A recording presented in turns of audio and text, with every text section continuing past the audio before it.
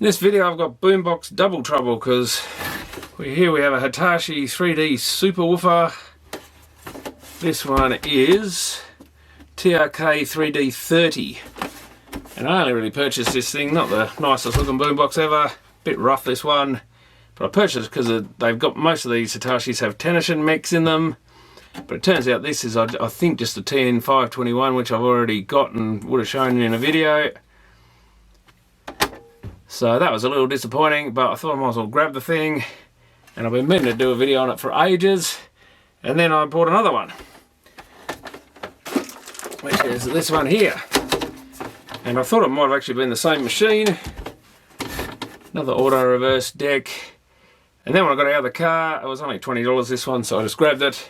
I realised it's got an LCD display, which at first I thought was a bit weird because it's not a CD player. But of course this is basically the same machine. This is a 3D 35W, but it's got a fancy push button LCD digital synthesizer tuner. So tuning fast up and down, preset stations. Not sure if the other one had the same bands. Let's have a look at it, the two side by side I guess. I think basically the fronts on these are the same, though they do have different graphics on the printing. 3D bass Subwoofer versus Subwoofer. What do we got here? Hitachi 3D stereo portable radio cassette. It says the same thing but in different text. That's got digital synthesizer. And of course one's got a knob for tuning. Not the best looking one either. That one's been melted or something. Got FM, shortwave 1 and 2 and medium wave, which this one has in a different position.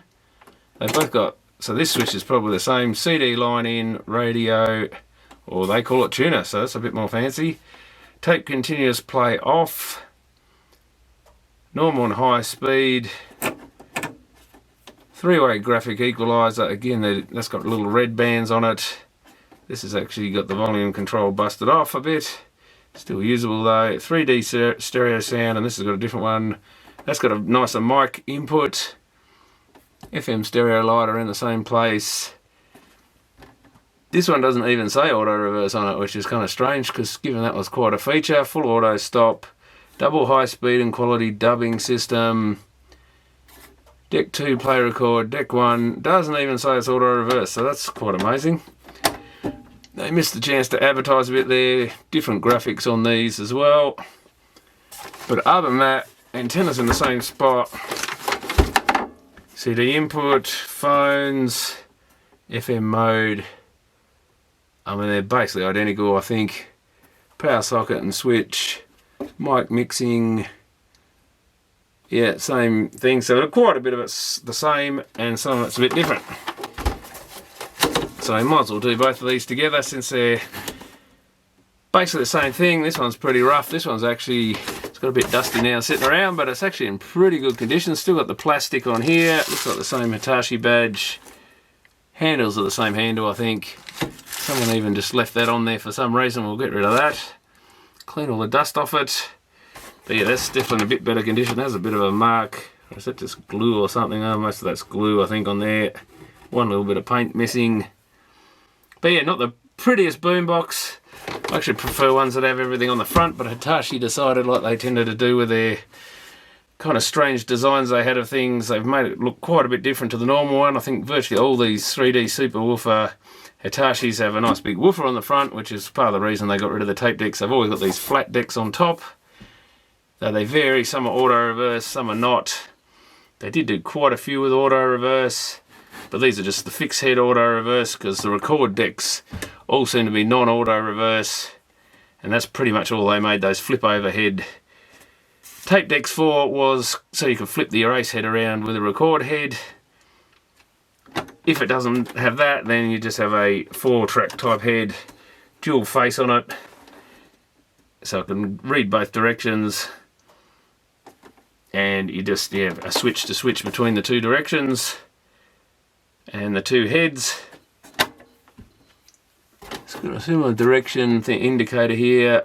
That one's a bit more orange maybe. No, they're both orange, but that's got little round holes, that's got square holes, so they went out of their way to sort of change the mouldings on these to make them quite a bit different. even though I'm sure when we open them up, most of them will be the same inside. Obviously that's going to have a different tuner board. I would assume they use the same mix, same speakers, same power supply, same amplifier. And then it's probably just the radio board has changed.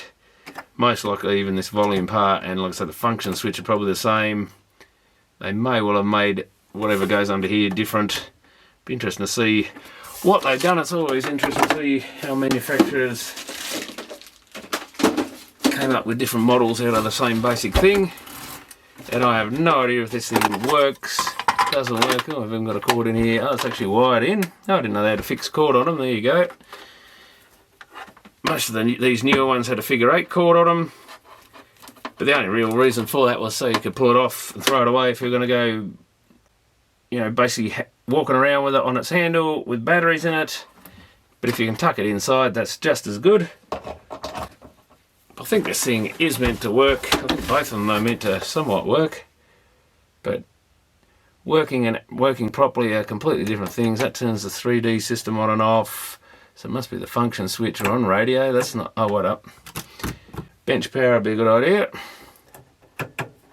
There's radio. I've got at least one speaker doing something. We've got no balance. I think we've only got one channel. Full volume, of course.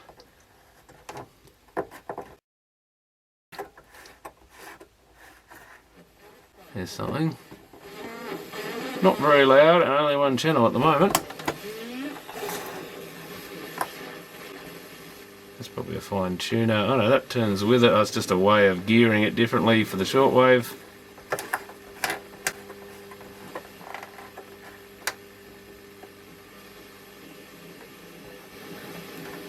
Doesn't seem to receive very well.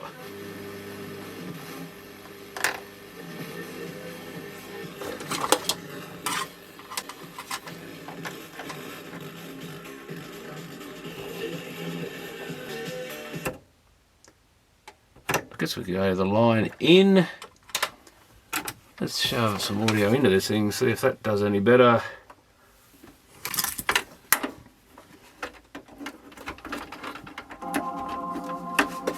Nope.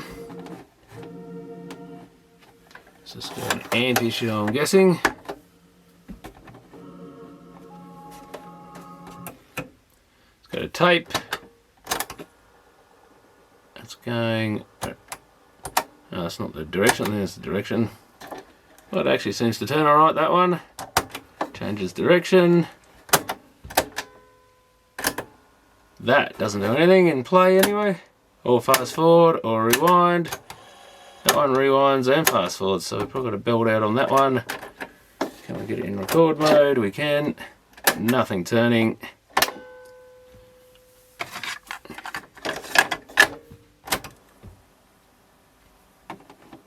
And no audio seemingly. Or is that just... No, it's just a blank spot in the tape, I think. That's the problem with cassettes.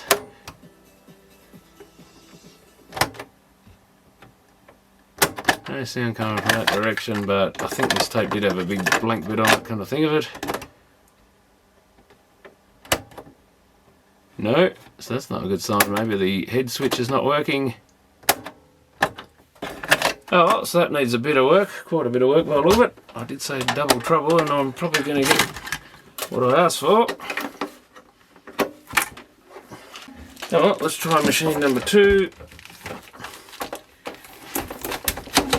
Let's see if our fancy tuner at least works on this one. That's more like it. We've got a good amp system. Oh, you can hear the bass cut in and out there. Oh, now we've got a...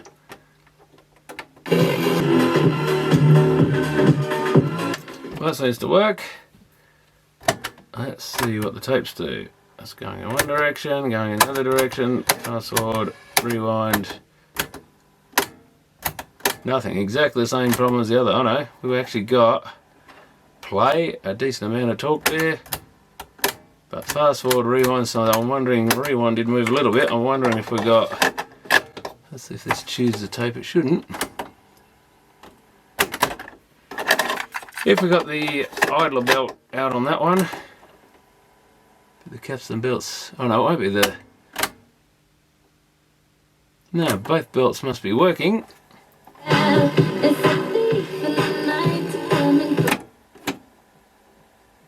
There's a bit of sound there, not much.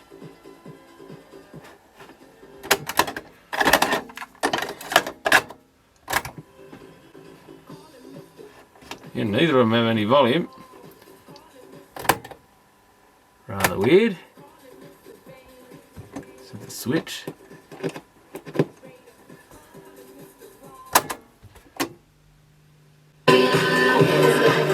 So hardly any sound.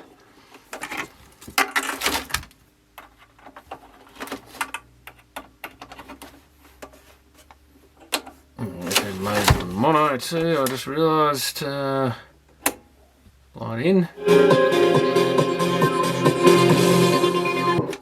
Okay, it seems to work, rather distorted at full volume. So I've got low sound output on the tape decks. One tape deck won't rewind or fast forward. But otherwise basically working. So I guess we might look at the one with the audio issues first.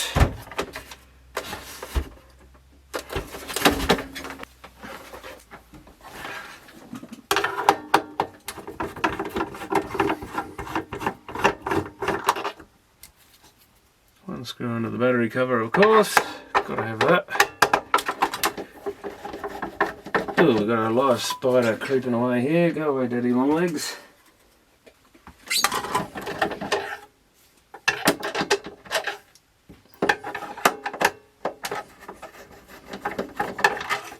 Two screws there, one here. Two at the other end, and then see if it actually comes apart. I think that might, oh, has this got a screw down top on it? I think this is one of these weird ones. Probably have to get it apart anyway. Some of these did have a separate top piece, I think. Chances are this is going to have an amp issue or something, so... Come on, out you come. There we go. Are they actually screwed down? Oh, there's something in there. There's one under the handle. So possibly if it's just a tape deck, you can just take the top off. We'll soon find out, I guess. One under the antenna. Another one under the handle, no doubt.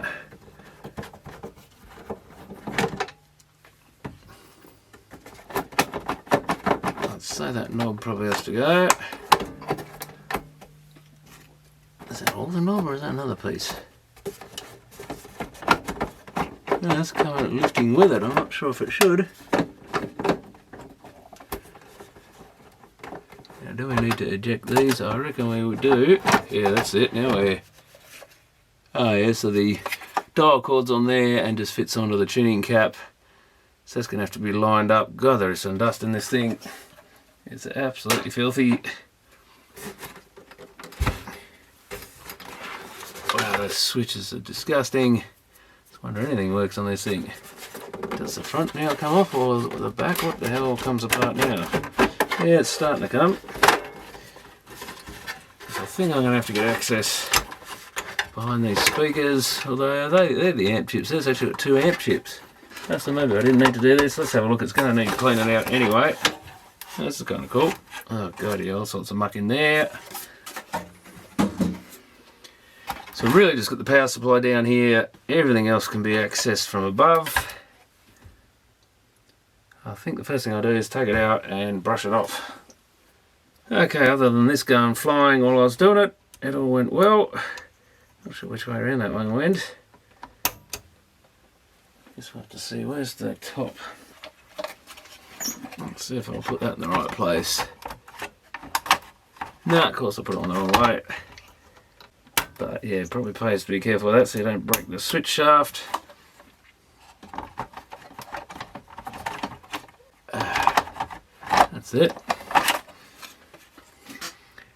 Yeah, it does look like it's got maybe some corrosion, or I'm not sure if that's just really dirty or leaky caps or what's going on the board there, but looks a bit wettish around that chip, or something sticky's on there. Same around there. FM MPX adjustment, 76 kilohertz. So I might need to give this board a bit of a clean. Do I see corrosion on that amp chip? Possibly, or is it just a bit of... That might just be a bit of heatsink paste that's gone down the side of the heatsink. So I guess we'll try and see if we can fault find this thing without using an oscilloscope or anything. Might caught on that speaker connector. I guess we probably should start with the speakers. You never know if someone's blown one up, pretty unlikely, but they occasionally do go open circuit, and it's a real pain when you go and chase everything else out, only to find the speakers shot. But, like I say, very unlikely. I don't know if I even tried the woofer. No, they're all good.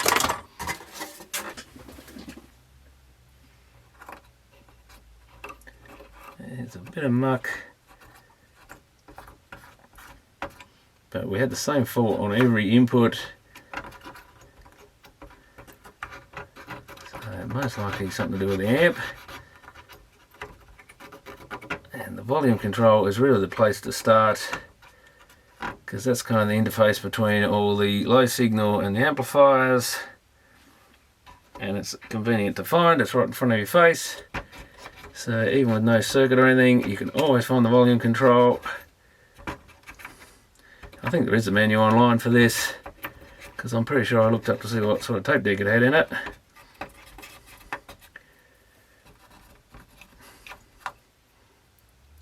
So if it worst came to worst, you could follow the circuit in this one, but you shouldn't really have to on these sort of things.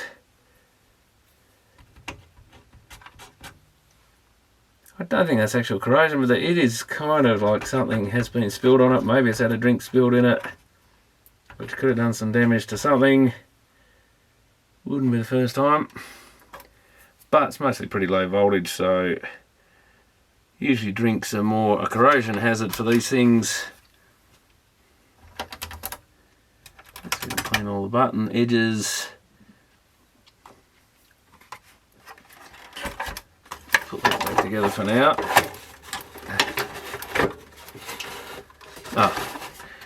But first we'll make sure we plug it in before we go too far. And that covers up any high voltage stuff.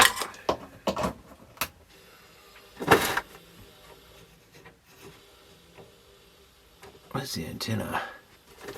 Does that push onto something? Oh, there, I reckon.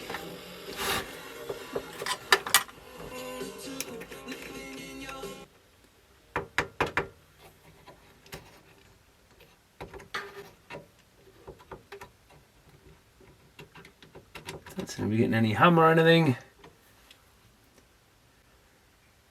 But is that because, or could we be muted or something?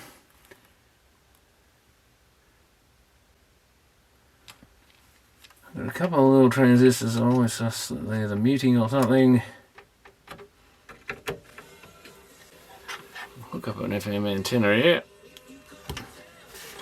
Could go to the line in, I guess, as well.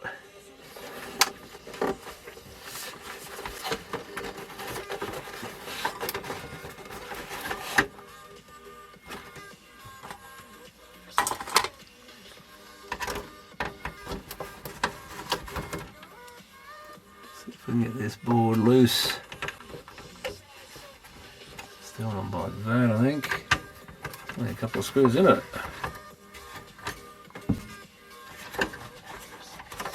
Well, I think that other one's going to be completely different to this. So there's another screw there.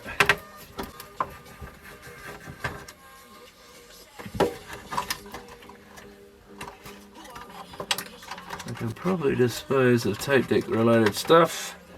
Better turn the power off.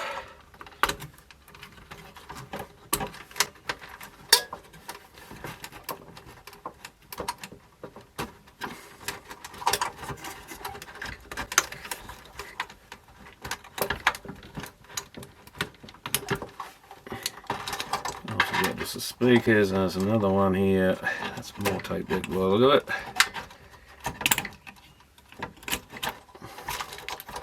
It's cable tied on. Might be enough length if we pull right to the end of it. So let's have a look. Here's our two amps. Ugh, yeah, we got some gooey stuff going on here, I think. Corroded looking tracks.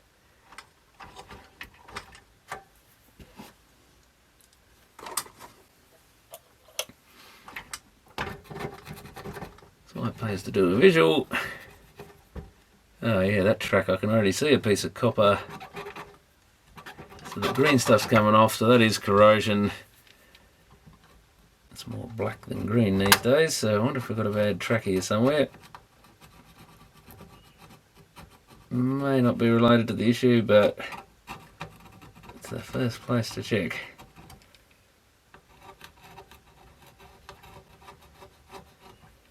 Probably won't need to clean that off anyway. Almost, does that feel like a little break? No, maybe not.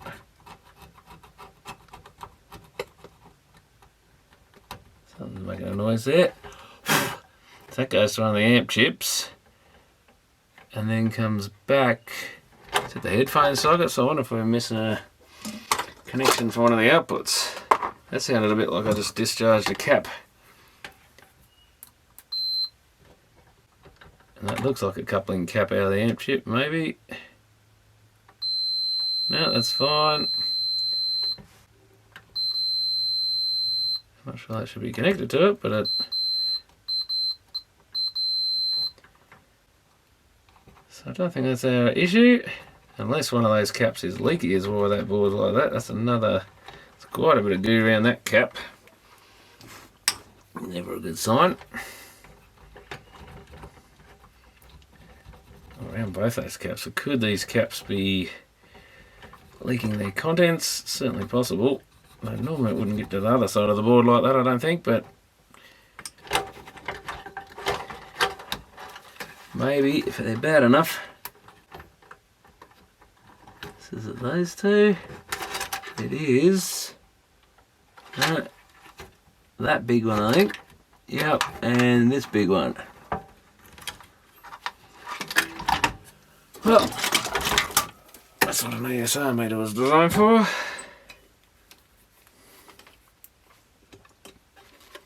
Let's just check them since we got some issues in that area. Looks like someone's already replaced them at some point, but that's 15, so that's pretty high. That's 15. Of course, depends on what value they are, but they got to be 100 microfarad or something that size, I would think. 470 microfarad that one is, and this one I can't. Another one, I think. So I can't say for sure if they've been replaced, but they've probably been pretty cooked over time. There's another one there, similar size. So if this amp's been run a lot, so that's 0.5, whatever that one is. Of course, these caps are right up against the heat sinks, never a good idea.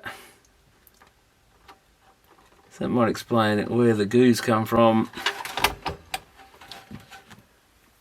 where the corrosion and stuff's come from, and why we've got bad sound. So both of those are actually faulty. Then we may have other issues in this area. Oh yeah, I can hear that. If you hear, oh, I can smell it too. If you hear that noise, crackling almost sort of sound, like water or something's there.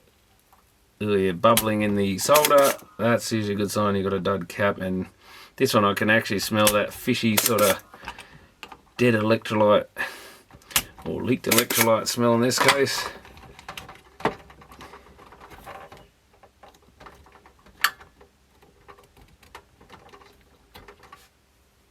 Oh yeah, all goo on the end of it. Definitely a 470 with negative on that side. Probably should clean the board up a bit while it's off. So possibly that's done a bit of corrosion around the IC there, I'm not sure.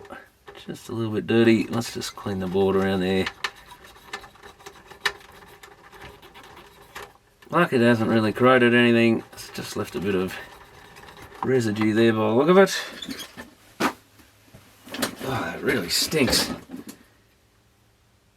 470/16 and 470/16, that'll do it.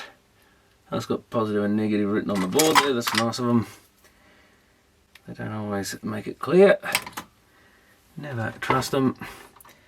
And yeah, the way the pins are bent on the other one, that's definitely negative. Should go to that greener track, I think. Well, it's not green anymore because I scraped it off, but that damaged track.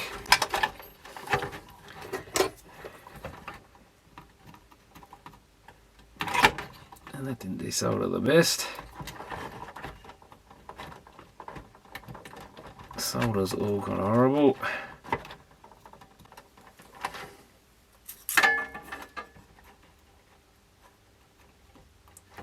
Sometimes you just got to put some solder back on it and pull it out manually if you've got one lead free.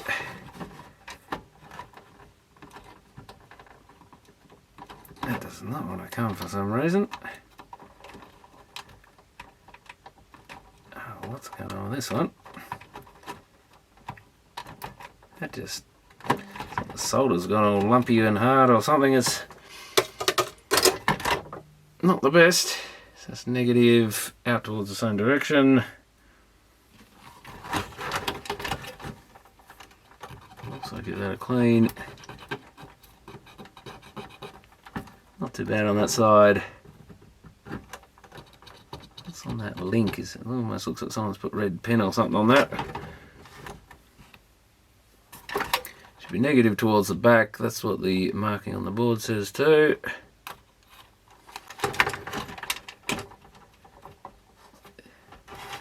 Yeah, I haven't gone through the hole. The board's actually, board pad is lifted off on one pin. There we go. Did that just break off? Yeah, it's come up with the leg. So that goes sometimes, especially when it's been corroded. And when you've got to put extra heat in that to get the solder to melt, doesn't help. But they certainly look a bit like they've been replaced before, those two. The solder didn't look like factory soldering. But I'm not sure you could even buy 6.3 volts as a spare part. More a manufacturer thing normally. Can we tin this board, or is it, I've scraped it enough that it's taking.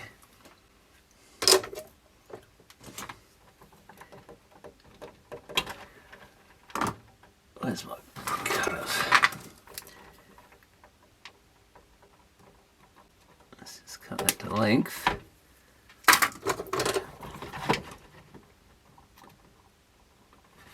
Pin that down a bit.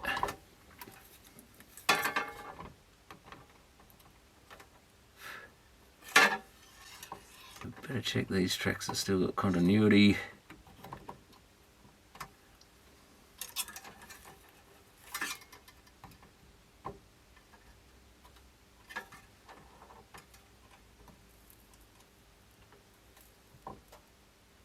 Bit of stuff bubbling off there. Sometimes it pays just to keep the soldering on there and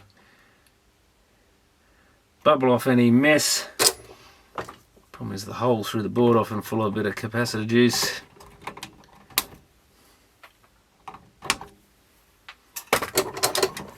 It's got a bit of a blob of solder.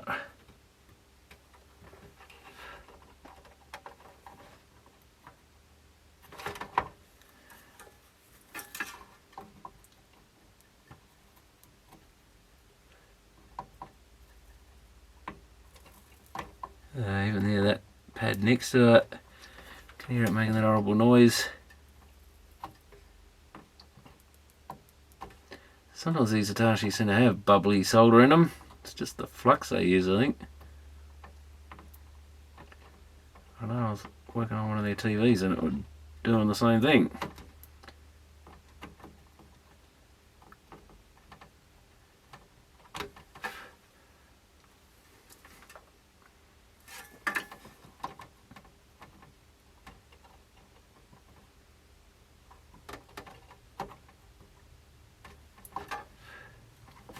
Yeah, solder's not taking the best of things, that's never a good sign. These things might have leaked quite a bit of juice everywhere.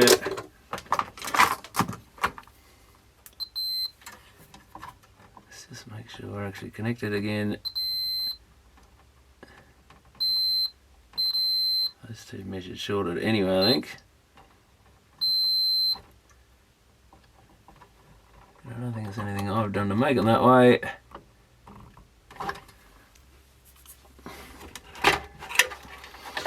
Alright, let's power that up. We can leave all those cassette connectors out hanging around.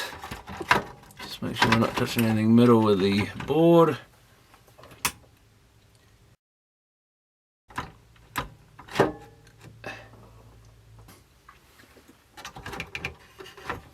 Oh, wait up. We've probably disconnected power here, so that's the power connector, so we've got to hook that up. Keeping it off that metalwork. Well, I'd call that fixed.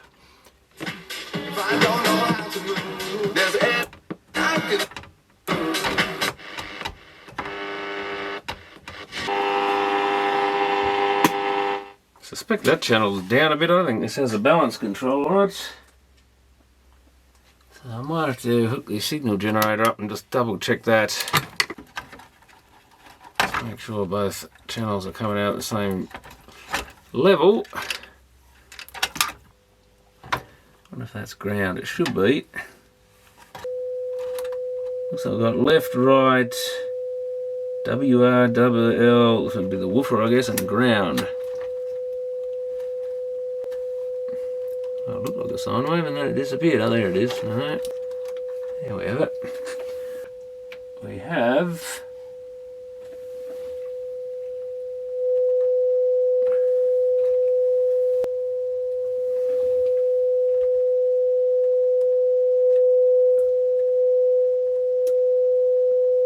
so about 3 divisions, or 150 millivolts I think that is, on that channel.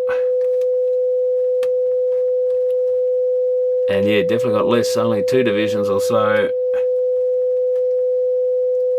So we're still down on 1 channel, that means another fried cap somewhere. That's the pink wire, is about 2/3 of the other channel. Yeah, it's literally 2/3.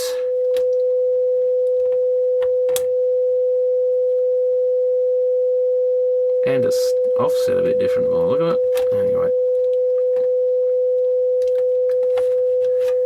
So let's shut that horrible noise up. And that does, as the pink wire goes to the speaker, so that confirms that I'm not just deaf in one ear, that there is an issue here. So I think we'll just check these caps around here. I might just quickly check this potentiometer for the volume. 3 pins and a earth or something, or mechanical mount, and another 3 there. So I guess we can hook to that amp earth again, maybe. Probably what that pin on the, that holds the pot in place. Well, that might be earth there. Probably 2 channels in and 2 channels out. There's one. There's the other, they're about the same. Oh no, actually one is down, I lie. Not a lot, but that could be enough. Yeah, it's probably a similar amount.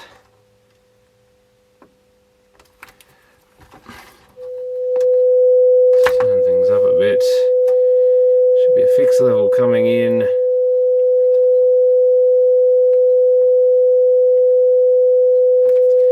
And I guess an attenuated one going out. That's almost full deflection. That's over full deflection. Don't tell me it's coming into here from elsewhere. So yeah, on these 2 pins, one is a bit lower than the other. Question is that the in or the out? Oh, we do have, they are muting transistors I think there, because I'm not sure if they go to ground for sure, but yeah, that would probably be the ground. Yeah, and the other 2 join together on our line. So we do have muting in this thing I think, but I don't think that's our issue. So where does the signal come into this place? It goes through these pins here. So there's a signal there on that channel. It goes to the middle pin of that. The middle pin of this goes across here somewhere by the look of it. Oh wow, that really looks different over there too. That's even bigger. We've got 1, 2, 3, 4.5 divisions roughly there.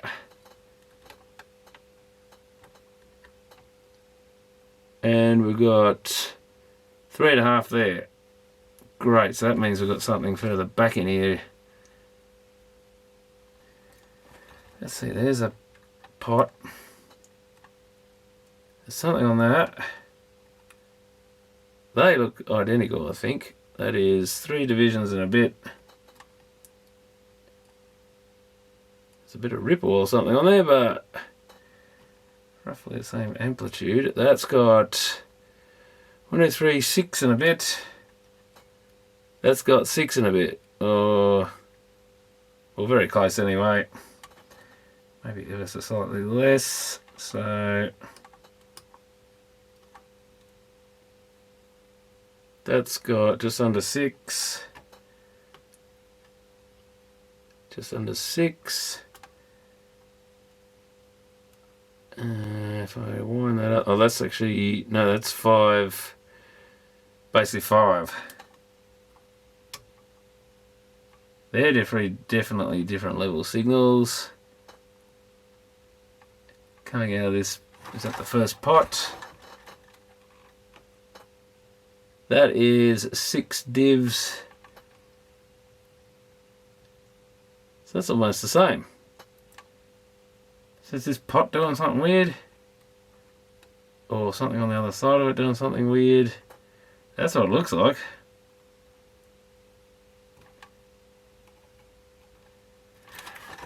It almost looks like this potentiometer, the first tone control thing. So we can do some resistance checks there. So does that come across to the other? Oh, these are kind of connected together, are they? I don't know. 25k. There's 25k to that one as well. 37k. Well, that doesn't look too promising. If that's one channel, and that's the other channel, so that's one of them coming in maybe. Is that the other one coming in that goes through something to the other one? Yeah, so it looks like the 2 incoming.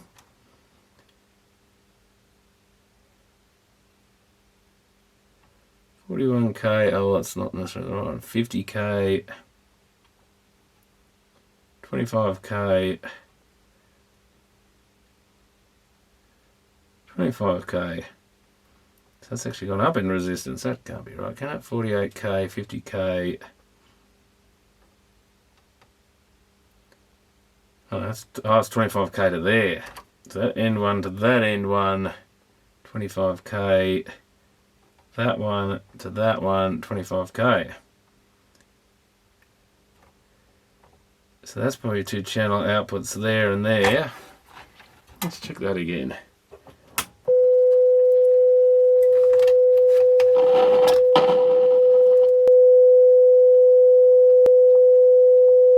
Yeah, that was definitely lower.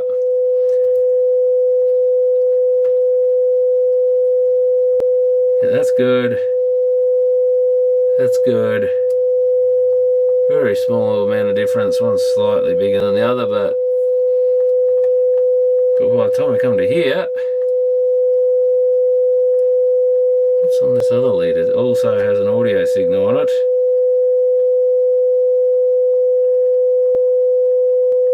And there's 2 signals here and here that are also different. Seem to go to the same place as those ones. Oh, I've got no idea what's going on there. This is where I might have to find a circuit. Oh, there's 2 muting transistors. Are they related to that? No, surely not. No, they come through 2 resistors or capacitors there. They're actually capacitors there. So probably not through them. Oh yeah, the cat. Well, that's part of their tone circuit. Well, if they're the bloody same, what's the connection here though? That's 50k, and yeah, lower resistance to that one.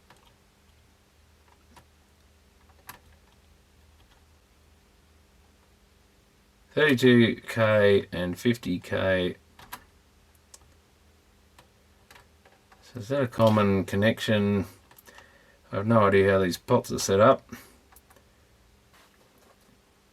Could unsolder that pot, I guess. If there's been corrosion damage to these or something. It's 100k. I guess what we can do is measure the pot out of circuit.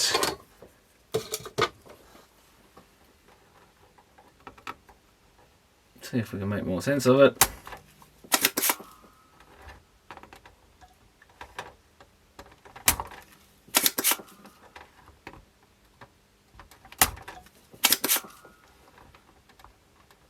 But you do sometimes get weird things like pots that are different resistance on each side. Let's have a bit of solder gone.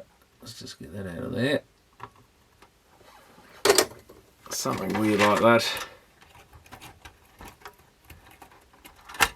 Especially, I was just thinking these pots are done very well considering the conditions they're in, but maybe I'm wrong about that.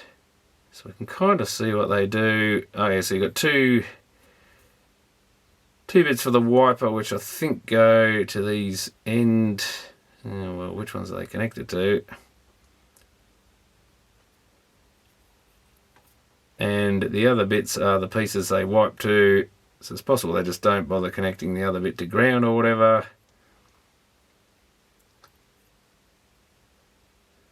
Two wipers, two things. Oh yeah, the other end. So there should be resistance between that band and that band. So one of these pins will have. Should be 100k to the others. That was measuring more like a 50k pot. 10k. There's our 100k ohm. So that's the unlikely. If it doesn't vary. So that's the end pin and the second in or third in from the other end. That's just a fixed resistance. Now from that we should get a variable resistance. That's actually joined to that, so both of those are the 100k by the look of it. Yeah. No, wait, so which of these other two must be the wipers? We've got 104 and nothing. Yes, so no, wait, was it this one? That's the wiper of one. That's the fixed resistor. Those two fixed resistors seem to be joined together. Fixed resistance, fixed resistance. Let's go down low. There to there should be low. Say K. What the? 23 ohms. 20. So they're joined together. I don't know that it matters. As long as these resistances are about the same.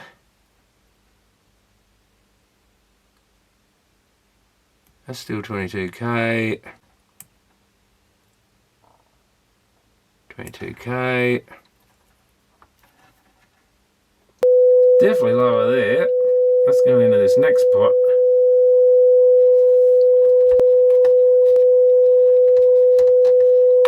Gotta remove that pot, it certainly varies the signal level.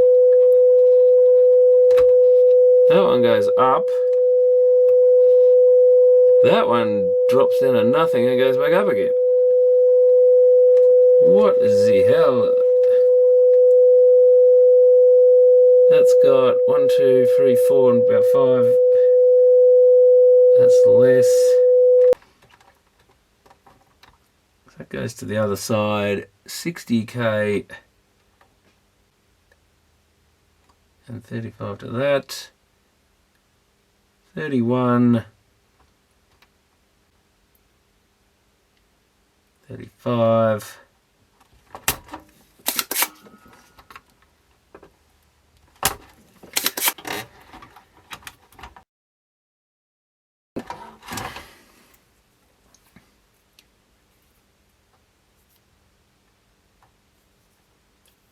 If it's got a bad spot, that might be nothing to do with it though.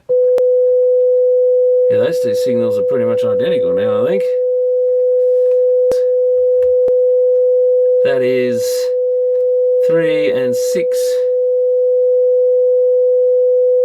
That is nowhere near. We've got 2 and a bit. 2 and a bit. It's the bloody amps as well, I think. Okay, I was assuming both these amp chips ran one channel for the stereo, but I've actually had a look at the circuit. Sometimes to keep your sanity, it's best to have a look at the circuit, especially when you've got one. And turns out we've got this one chip, probably the one we changed those capacitors on. This I and J signal come out of the graphic equalizer and go into two parts of that. They then come out and go to the headphone socket and left and right speaker. That's our graphic equalizers. And we've got this other chip. This is the one that actually runs the subwoofer. So it's got left and right in, I think. And then a couple of lines out to the woofer left and right. So yeah, it's basically fed from both channels, but I look at one on each side. So that's why on one of these amp chips I wasn't getting anything. It's because we've got the subwoofer turned off. So that makes sense of that. So what I need is these two pins on this other one. We've got 5 and 8 of the inputs. So we really need to see what the signals going into that are.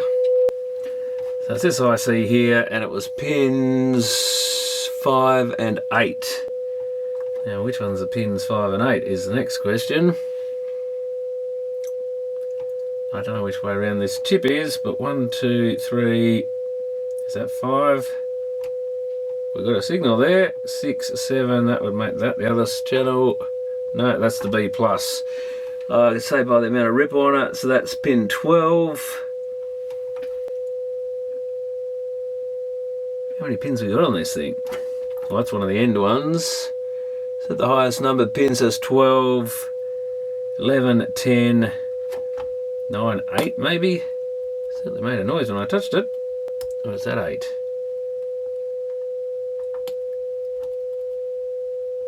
Seven. That'll make that 6, 5 maybe. We're getting sound like we're on one of the channels. Let's turn the volume up a bit.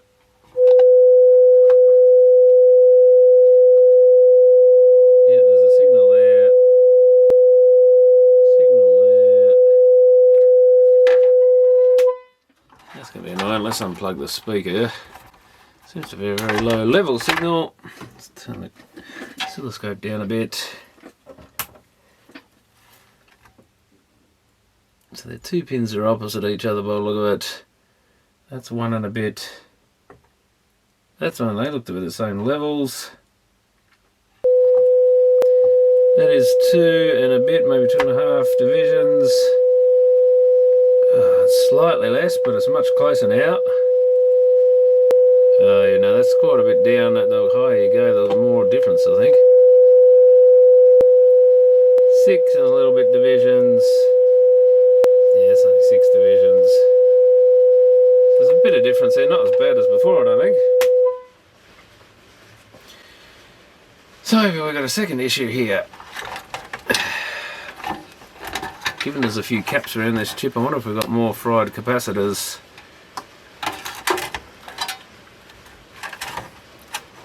Probably should check these other ones.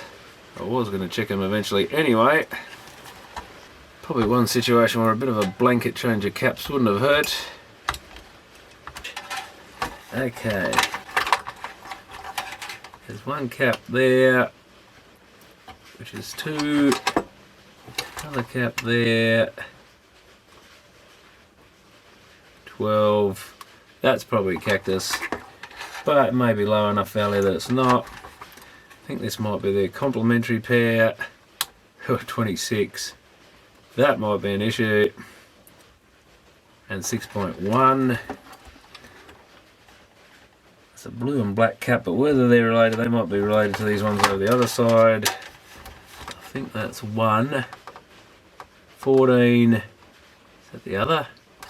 5. Another one hiding in where? There, I think. 2.2. A 10 mic, yeah, that's definitely high for that. Now, what was this? This measured quite high too, I think. A 47, yeah, that one might be high as well. 13 for a 47 microfarad, I think is a bit high. Oh, definitely. So that's another one that can be replaced. That's a 10 microfarad. I think that measured okay. Close just enough. 2.3 for a 10 mic, I think's okay, yeah.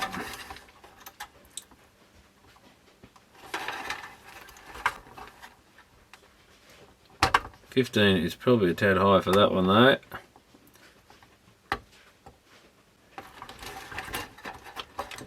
And there's another one, which is those two. 15 and 5.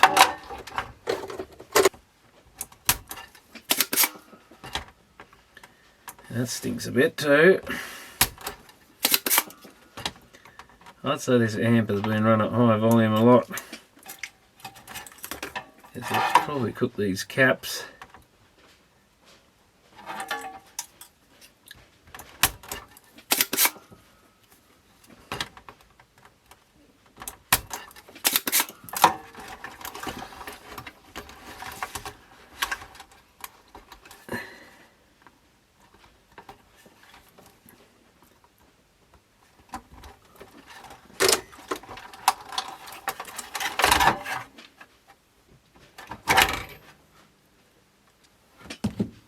What was this one? It was a 10, 16, I think we need a couple of those. So 10 microfarad in there. 10 there, and I've forgotten which ones it is. That one, I think I should have marked them on top. That one in particular was a bad one. All these blue 10 mics, I think. Ooh, I can hear that goo coming out of it. I'm not sure that's even got a lead on it.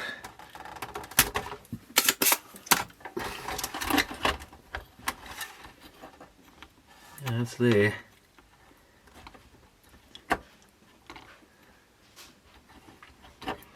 They definitely stink as well. Negative that way.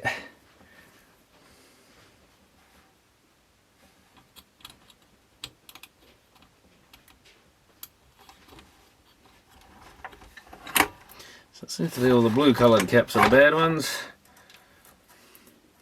I think this other one, was it blue or black coloured? The 47 mic I've still got to do. But this might explain the slight discrepancy in amp channels at the amp, but I still suspect that pot was doing something weird as well.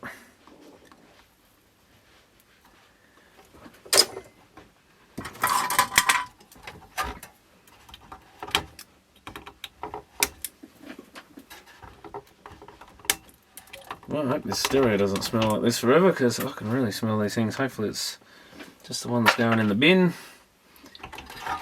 because man, they pong.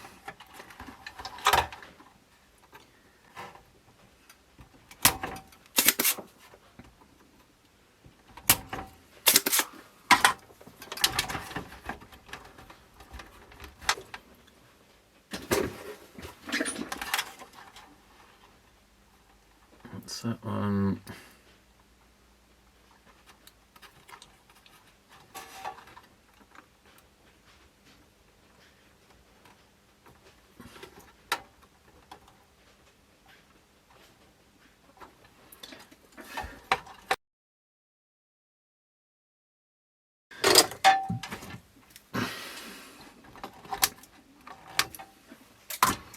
I think that was all of them. There's a couple of microfarads left that we haven't done, but that's the worst of the caps there. What was this other one? That's the 47 mic 10. Let's just check where that is. Is that those leads there? No, it's those two there.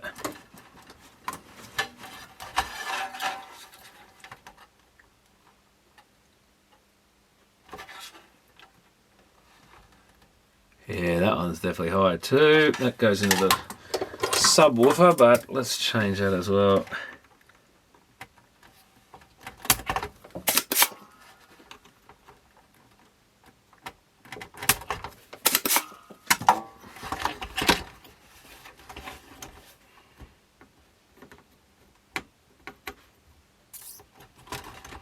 Out you come.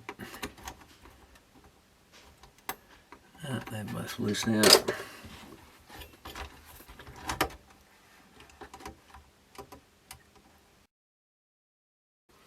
Well, it's buggered now.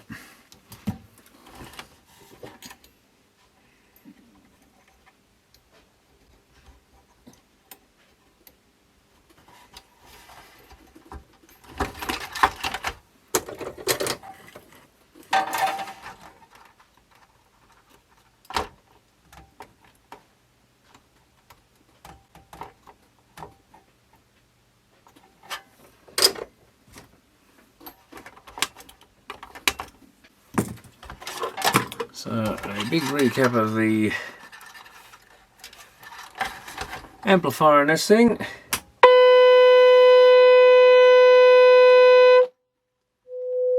going on at full volume. That is just under 6 divisions.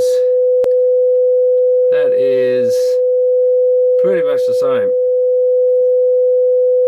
And they're both positioned the same. They were slightly out before, like... Shut up. Yeah, they're both about the same amplitude, and one of them was actually like displaced on the oscilloscope screen, like there was a DC difference there or something, so that seems to have gone now. They both come up in the same spot and give the same amplitude. That's pretty much 3 divisions, and that's pretty much 3. We're now up to 5. Yeah, they're pretty well identical now. Well, all seems pretty good now. We'll put this board back in. Might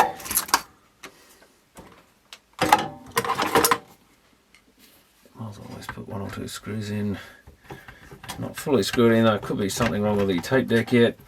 I think the tape levels are pretty low. Maybe that's cured now. Maybe that's another issue on this board.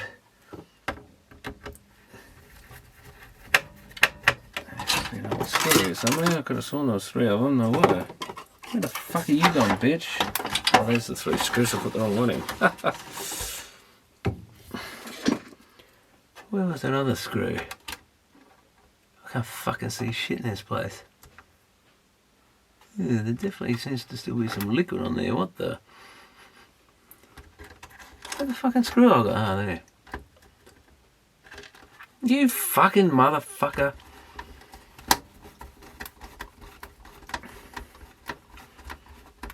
Hopefully we got all the connectors above the board here somewhere. Let's just get all this stuff out of the way.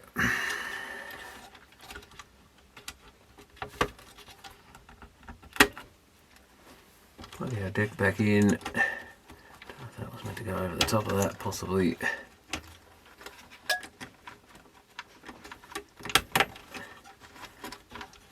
Where'd you go? Wiring going everywhere.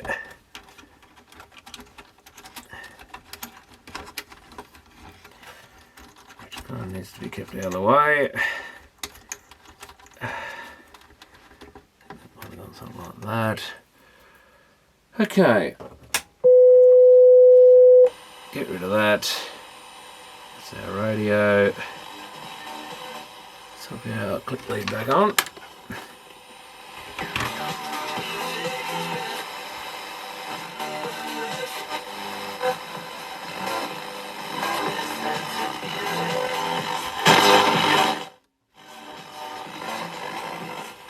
Why is that crap now? It just vanishes. What the fuck's wrong with this place?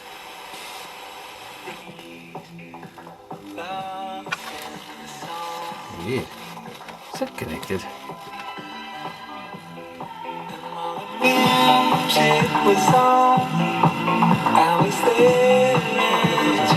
What the? Fucking wires in there.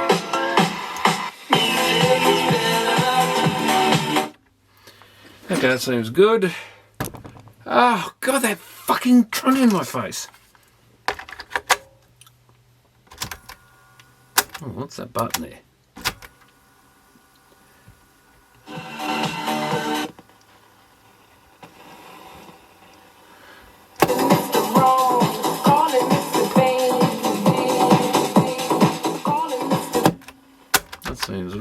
it's a bit scratchy on the other side for some reason.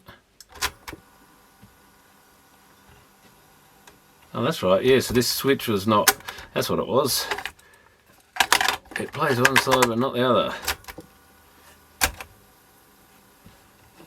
Now I've got nothing. Ooh.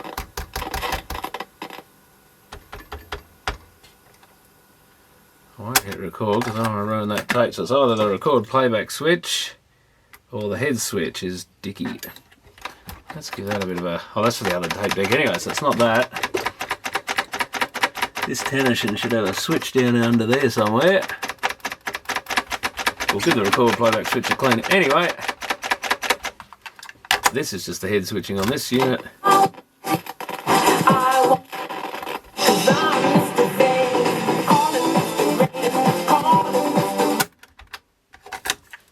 Okay, let's have a look. Oh, that's the switch right there. Yeah, just fucking sneeze all over the show. I think if we put something down in there and flood it.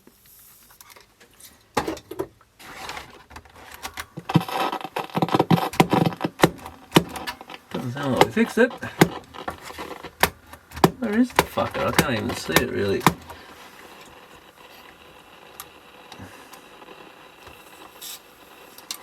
That went right through it.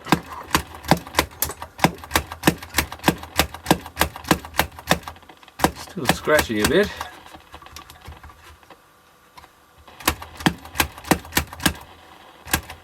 That's not too good, I don't think. Not sure if we've really cleaned it yet.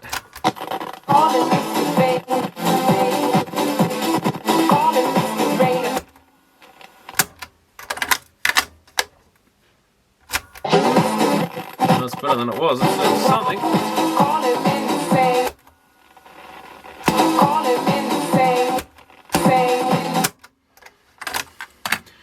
So I think that's our issue, but I hope I don't have to take the buttons off to get to that thing properly. It looks like I might have to.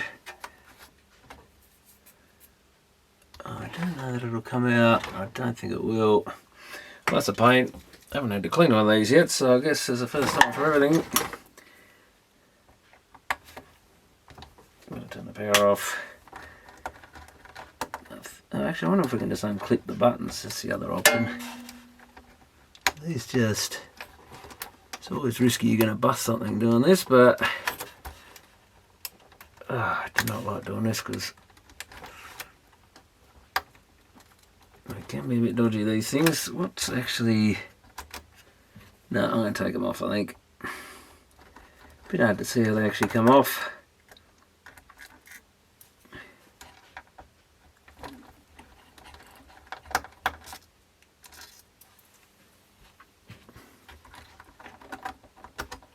Problem is you've got to fit them all back over each one of these shafts when you put them back on again.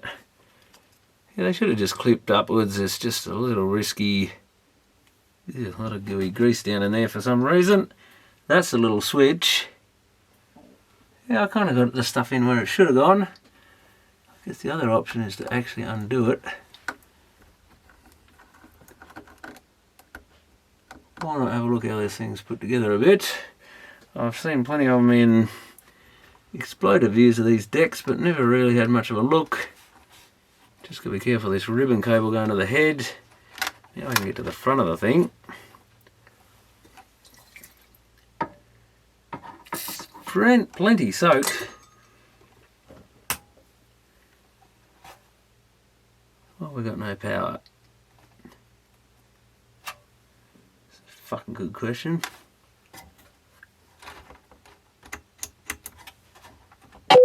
Hey, we do have power. Oh, we haven't pressed play, of course. That's still scratchy. Wow, this thing's shot, I think. Definitely unhappy. And the other scratchiness has gone away a bit.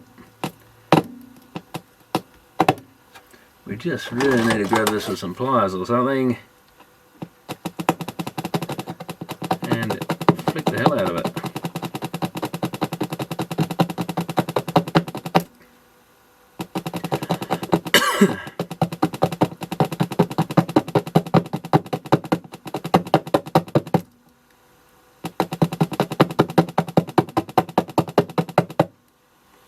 Because that way you can see the little thing as it sits back into.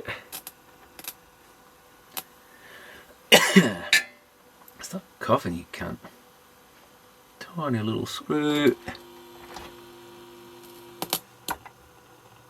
Come on.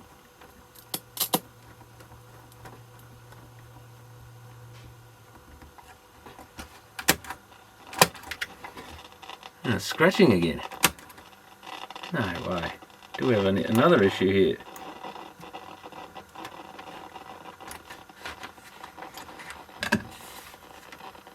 What the?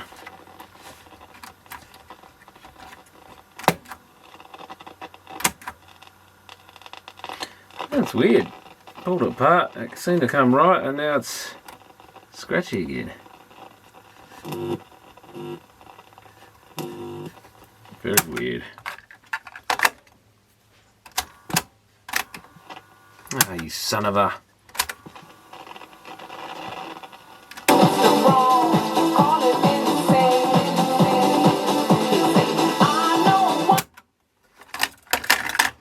Just put this tape in a different spot, I think. Useless.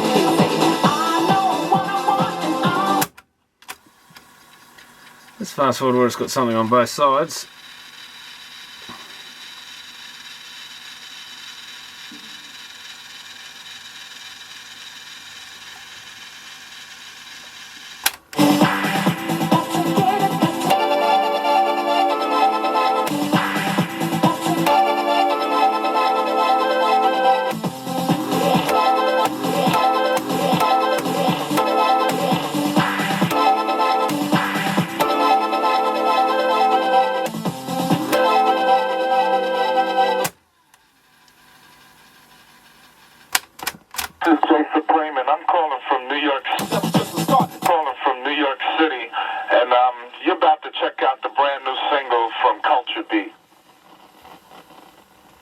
Little scratchy still.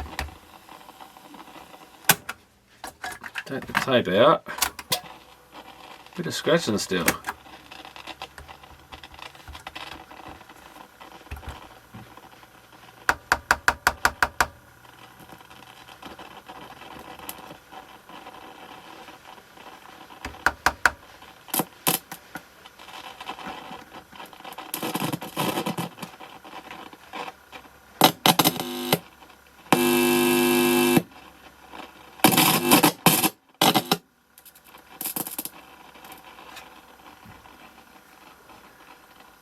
Quite a bit of tarnishing on the pins that aren't soldered there, so maybe this switch is really beyond it. Might be worth resoldering the thing a bit just in case, but it's... Can't really hear it with the music playing, but when the music's not playing, there's definitely a bit of scratchiness going on there. Unless that's emanating somewhere else, but I doubt it very much. I guess what we can do is just unplug this. Connections all seem fine, but there's some very sort of tarnished pins there that they never soldered in the factory.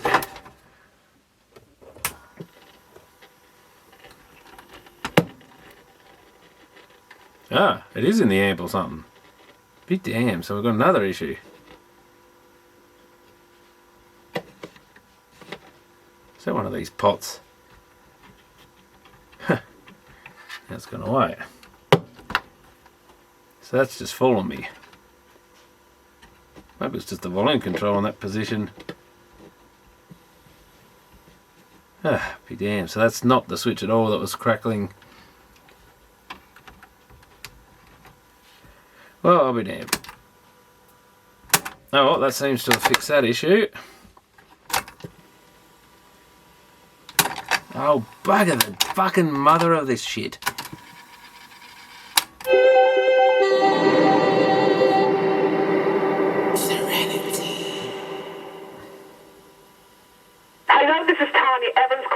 London town, and you're listening to Culture Beat.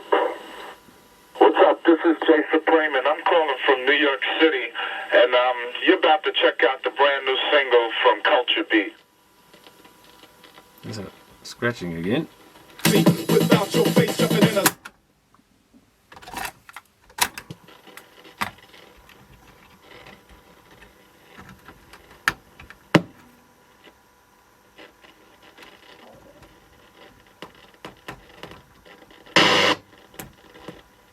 So something's got the crackles in here.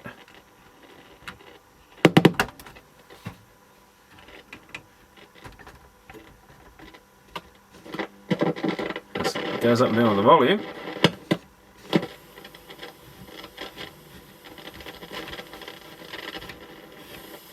Changes a bit with that frequency.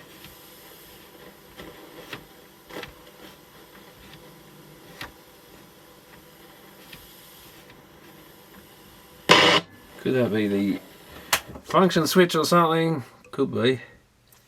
Could be something else.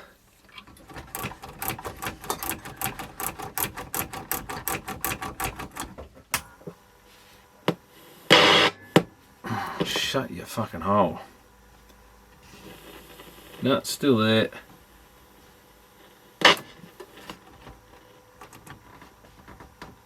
Wonderful. Now going away again. That's back. I wonder what on earth that is.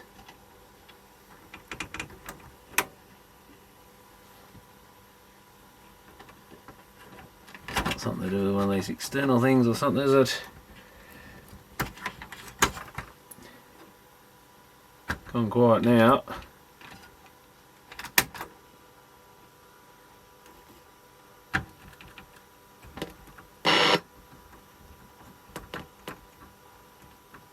Who knows?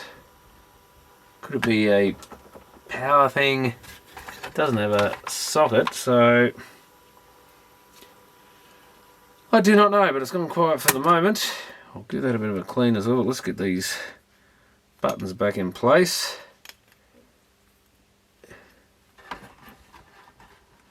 I've got to slot it in while I've got a piece of plastic block on the side of everything. That really makes life difficult.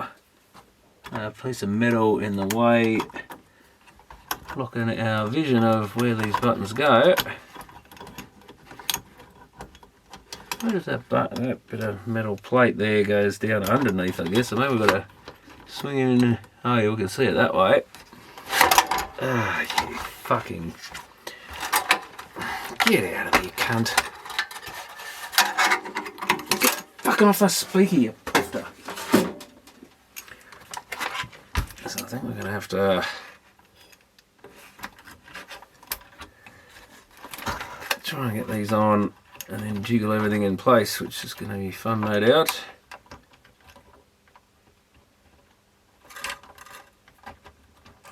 That's all on.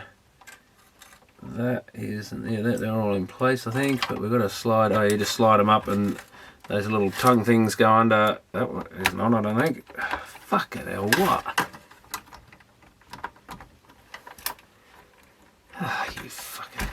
Why is the fucking solder attached to everything? Fucking poofter. Oh, that one's up. What the fuck? What is this shit? Okay, get the pause button down first would help. Yeah, they just simply slip on. You slide these little bits up until they go into the holes. And we should be able to put the screws back in, so that was nice and simple. Sometimes they can be a real pain to line up.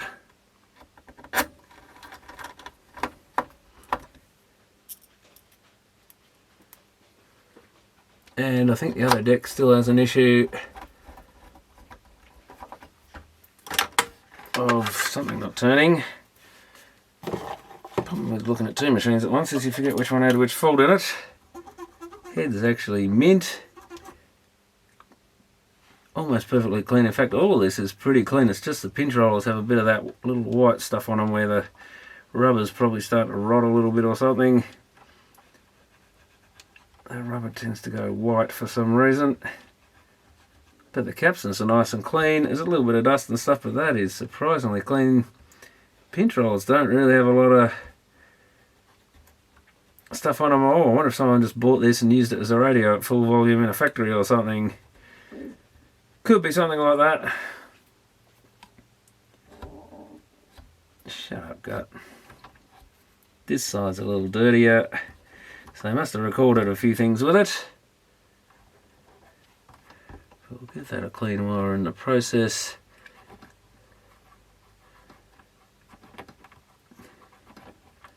I'll have to turn the capstan a bit to do some more. There's an erase head there. Bit of dust in this thing.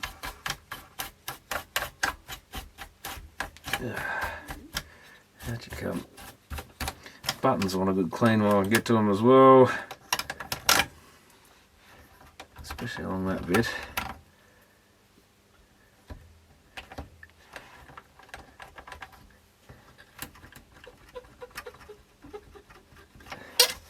See if we can turn this capstan. Doesn't seem to be turning. Oh yeah, maybe it is.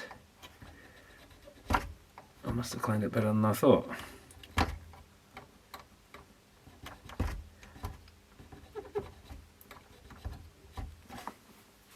Okay. I think it's safe to power that up like that. Actually, I think we've got fucking power on it. You can see the belt going a bit lumpy on that deck.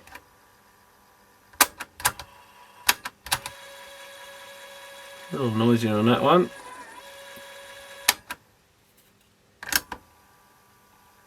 Pinch roller's running, so of course that would be chewing the tape nicely because that's running, but that isn't. That I think needs a couple of new belts. No surprises there. And yeah, really you should do both decks. I think there's a flat belt maybe, or just a longer belt. No, it's got a square section belt on the other deck.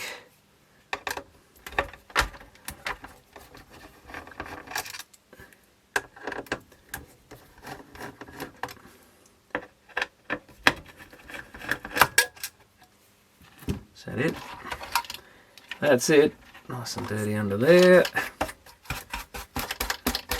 And quite a bit of grease in this thing. They've put on everything. Probably overdid it a bit. Oh no, not that again, you fucking cunt. Oh my god, these fucking machines.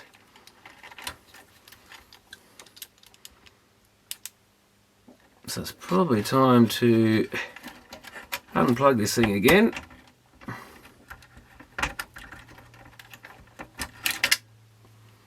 So I'm going to get rid of that out of the way a bit. What have we got stamped on here? Oh yeah, we've got a 521 ZHW200. That's your Tennishin number. Most of these Hitachis have them on the front of the menu as well. 1704108.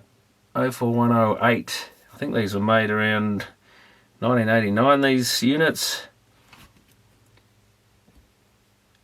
Belt on that side's pretty good. Oh, this belt's completely gone. I wonder if that's tangled up under there somewhere. I don't think it's in there at all. Where'd it go? I haven't seen it yet. It always worries me because I don't like leaving old gooey belts behind, but it's exited the machine, I think. Very weird. Unless someone took it out planning to replace it and didn't, who knows? It snapped and fell out somewhere. Could be down with the speakers somewhere. There's no sign of it. That is bleeding weird. That's truly bleeding weird.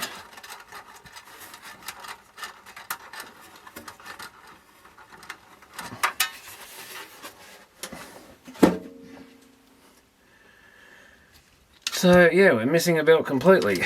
And that's the top one at least. That's easy to get off. Might as well change this other one. Come here. Ah, this has got the record thing in the way, I think. Right, that's annoying. It does indeed. Can't even really lift it up. You've got to take it out. So it sits under this black bit under it. Always make a note of where it actually goes and what it sits on or sits under or whatever. And that should just hook out, yeah. So under that little bit that flicks up, because I think that's a continuous play or something. Oh bloody fucking, you things are never ready, are you? I don't even know what this shit off.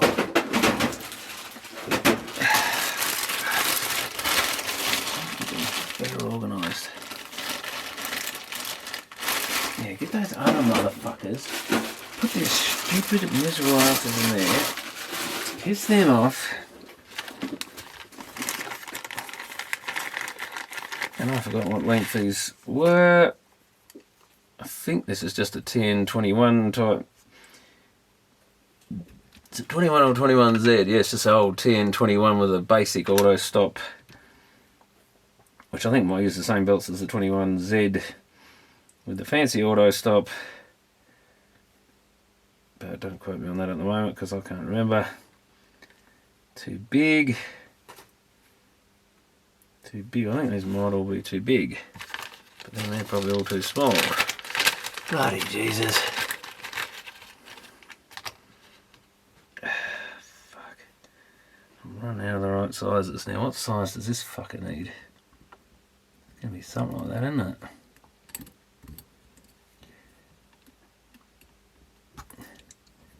Too big. It's the problem when you don't have the old belt. Fucking get off there, you son of a... What are you? That's, I can see with the old belt, can't I? Oh yeah, there is some old belt in there, I think. I think I just saw a bit of the old belt come out. Maybe it is under there after all. Where's the fucking... Take that little split washer thing off there. If I can get the fucker. Come here, little homo. Oh, go, cunt.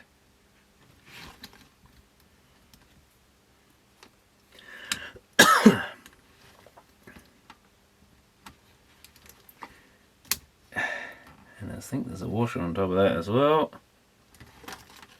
Oh, yeah. Lovely. Let's take that washer the hell off there before it does its own disappearing act.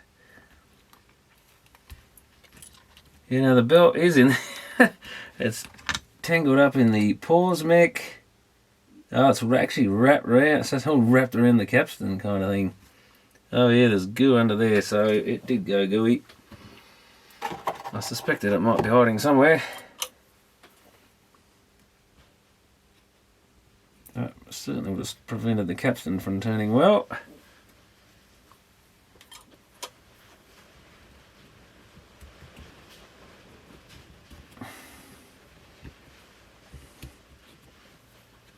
And yeah, it's all down in here like a big gooey mess. Lovely.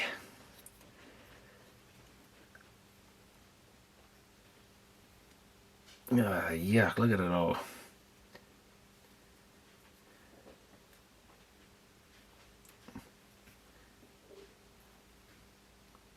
This just coming out, but we might need a bit of not hydrogen peroxide, what is that stuff? Yuck, don't get on my hand, which I'm trying to avoid. Acetone, that's what I need.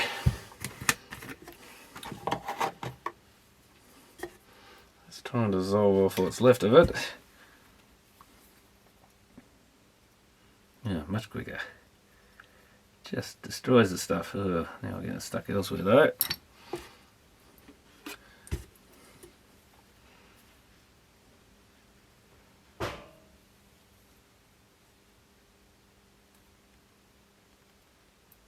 It just doesn't stop coming off.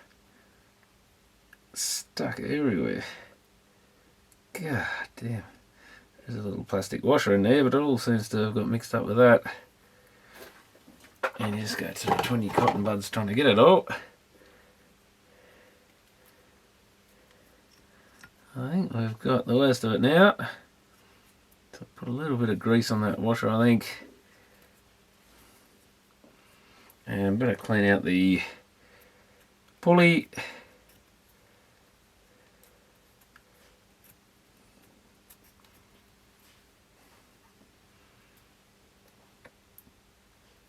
And we need to work out the size, that's right.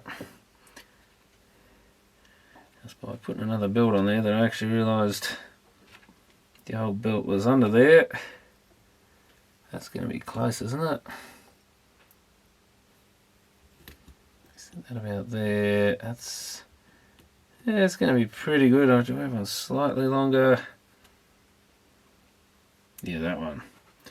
That might just be perfect.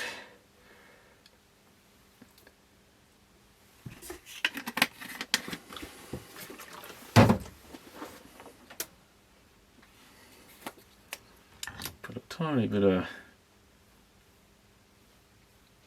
if I get some, tiny bit of grease on there. That'll come through the other side, so that'll need cleaning off. Get our belt attached.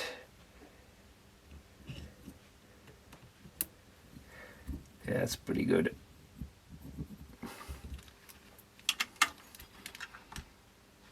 And maybe just a tiny bit of grease. Where that other washer goes.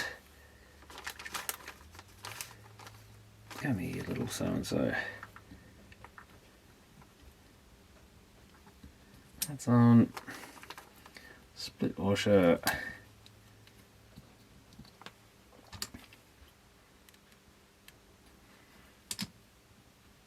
Yeah, that's in place. And while I think of it, so pretty well identical there. So now what I want to see is what happens if I put this pot back in, because it actually seemed to take one channel right down in a certain position. Let's just check the...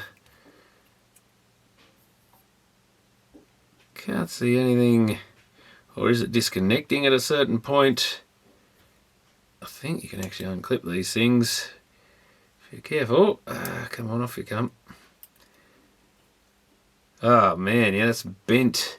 Don't think I just did that then, but one of the wipers is bent and they've got a little finger sticking up. Not impossible I did it getting it off, but I wonder if that could be the issue, or how do I bend all those down? I think the whole thing needs moving across slightly. Not so easy to do with such little fine. Each one's made up of lots of little fingers there. Oh, the other thing I was going to do,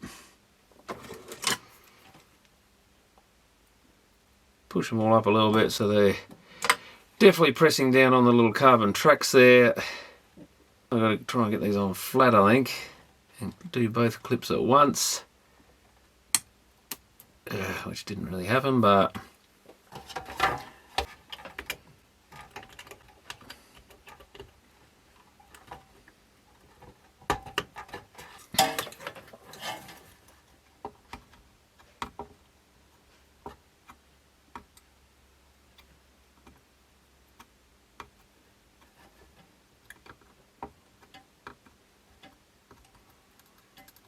so it's quite possible we had two different issues here.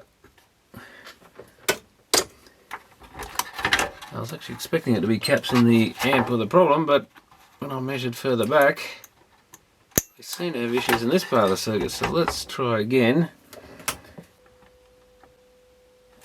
That looks the same. Now, where's this pot? But both halves do it in the same way, so it's probably affecting the frequency of the amplitude of the waveform I'm putting through it, of course, because that's its aim. Should boost it on one side and cut it on the other. I would have thought. It seems to cut it in the middle.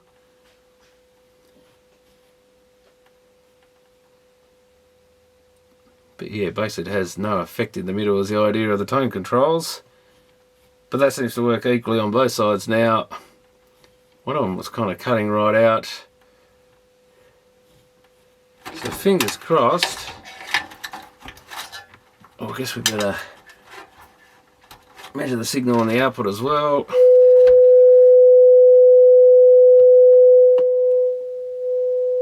That is just under 6 divisions. And that one is still a little lower, I think. No, they're pretty close. One is still a tad down. Since I put that thing back in, they were pretty damn close before. Yeah, we seem to have lost a little bit. But if there is a bit of difference, it's not really noticeable now. I think we'll give all those a bit of a clean. They certainly could do with one, I think. That they've survived pretty well considering. Well, all seems pretty good now. We'll put this board back in.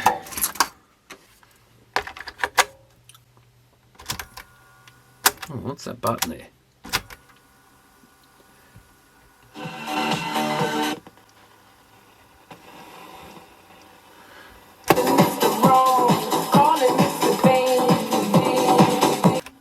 That seems reasonable. That's a bit scratchy on the other side for some reason. Oh, that's right. Yeah, so this switch was not... That's what it was. It plays one side but not the other. Now I've got nothing. Ooh.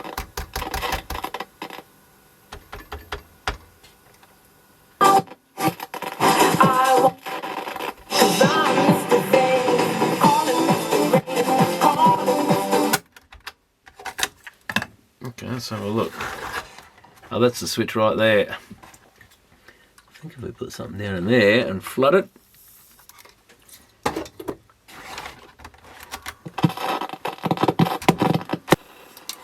That went right through it.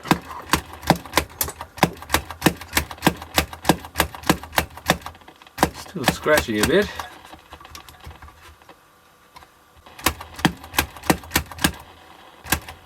That's not too good, I don't think. Not sure if we've really cleaned it yet.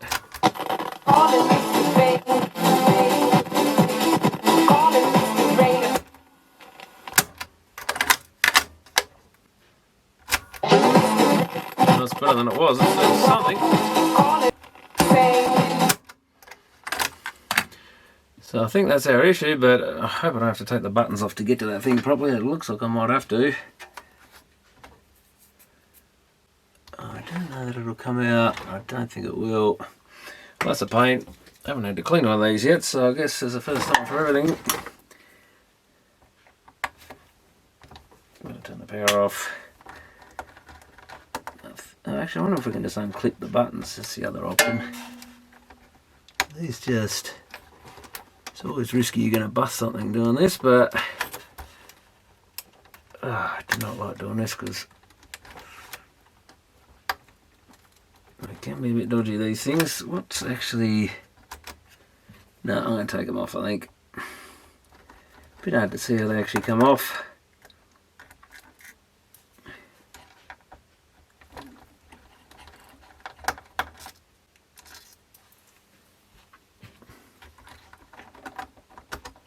Problem is you've got to fit them all back over each one of these shafts when you put them back on again. Yeah, they should have just clipped upwards. It's just a little risky. There's a lot of gooey grease down in there for some reason. That's the little switch. I guess the other option is to actually undo it. Why not have a look how this thing's put together a bit? I've seen plenty of them in exploder views of these decks, but never really had much of a look. Just gotta be careful of this ribbon cable going to the head. Now I can get to the front of the thing. It's plenty soaked. Well, we've got no power. Hey, we do have power. Oh, we haven't pressed play, of course. That's still scratchy. Wow, this thing's shot, I think. Definitely unhappy. Oh, now the scratchiness has gone away a bit. We just really need to grab this with some pliers or something and flick the hell out of it.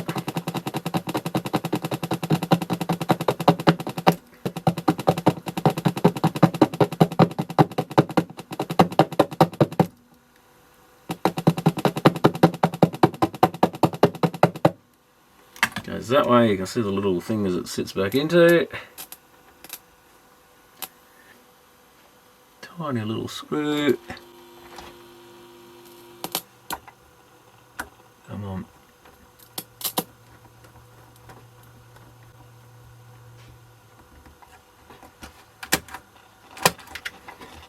And it's scratching again. No way. Do we have another issue here?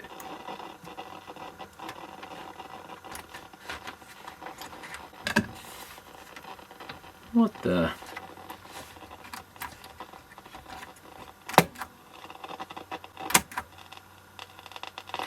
That's weird. Pulled it apart, it seemed to come right, and now it's scratchy again. Very weird.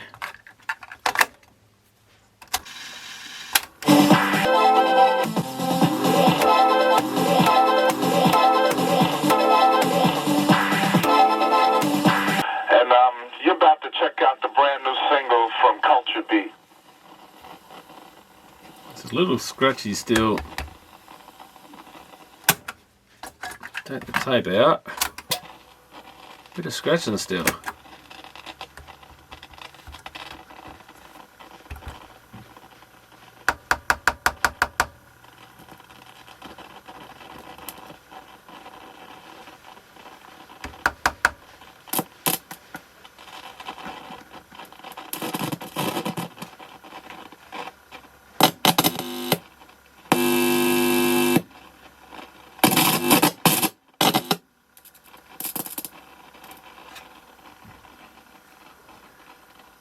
Quite a bit of tarnishing on the pins that aren't soldered there, so maybe this switch is really beyond it.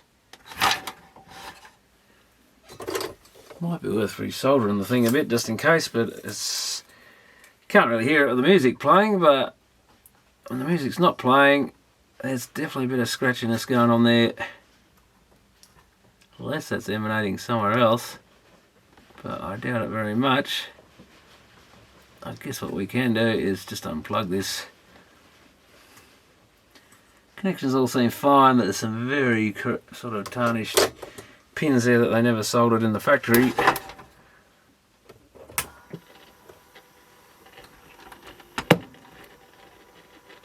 Ah, it is in the amp or something. Bit damn, so we've got another issue.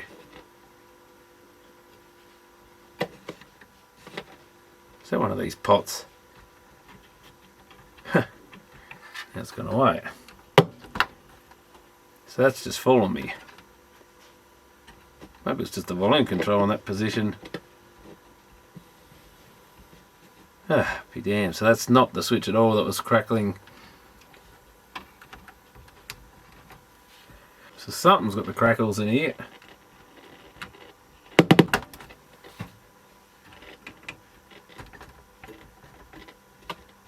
It goes up and down with the volume.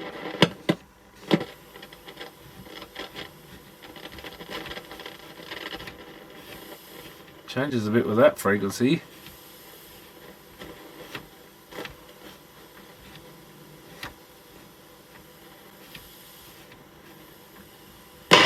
Could that be the function switch or something? Could be. Could be something else.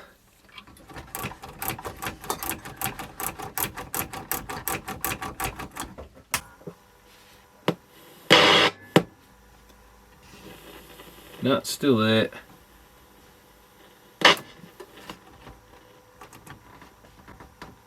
Wonderful.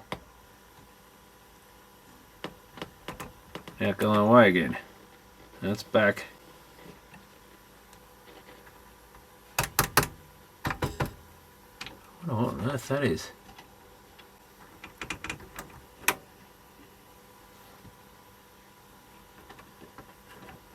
Something to do with one of these external things or something, is it? Gone quiet now.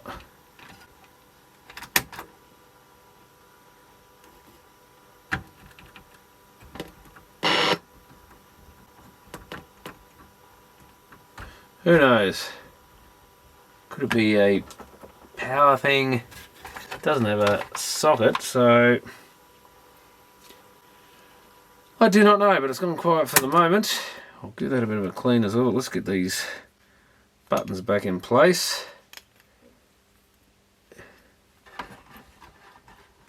A piece of metal in the way, blocking our vision of where these buttons go.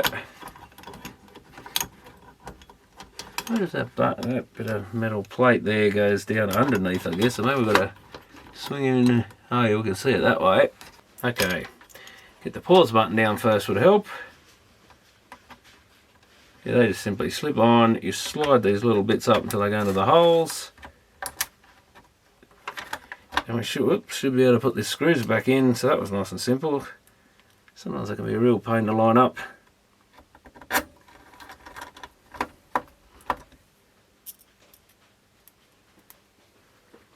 And I think the other deck still has an issue of something not turning. Problem with looking at two machines at once is you forget which one had which fault in it. Head's actually mint. Almost perfectly clean. In fact, all of this is pretty clean. It's just the pinch rollers have a bit of that little white stuff on them where the rubber's probably starting to rot a little bit or something. That rubber tends to go white for some reason. But the capstans are nice and clean. There's a little bit of dust and stuff, but that is surprisingly clean. Pinch rollers don't really have a lot of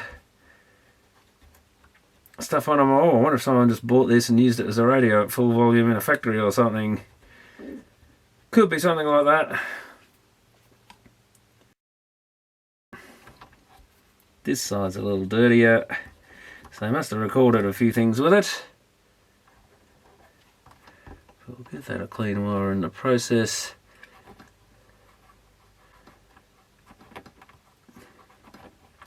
I'll have to turn the capstan a bit to do some more. There's an erase head there. Bit of dust in this thing.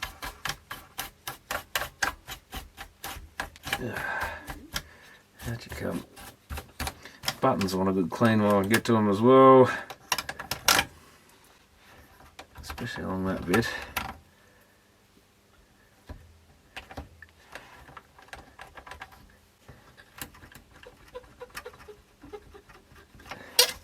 See if we can turn this capstan. Doesn't seem to be turning. Oh yeah, maybe it is. I must have cleaned it better than I thought.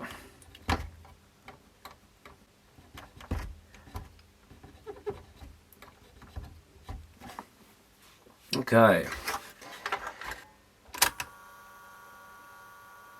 You can see the belt going a bit lumpy on that deck.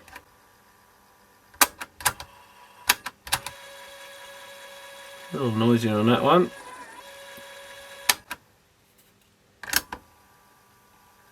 Pinch roller's running, so of course that would be chewing the tape nicely because that's running, but that isn't. That I think needs a couple of new belts. No surprises there. Is that it? That's it. Nice and dirty under there. And quite a bit of grease in this thing. They've put on everything.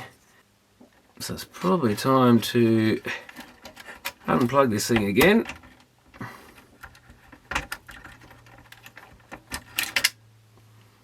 So I'm going to get rid of that out of the way a bit. What have we got stamped on here? Oh yeah, we've got a 521 ZHW200. That's your tension number. Most of these Hitachis have them on the front of the menu as well. 1704108.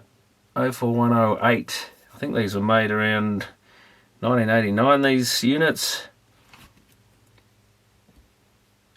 Belt on that side's pretty good. Oh, this belt's completely gone. I wonder if that's tangled up under there somewhere. I don't think it's in there at all. Where'd it go? I haven't seen it yet.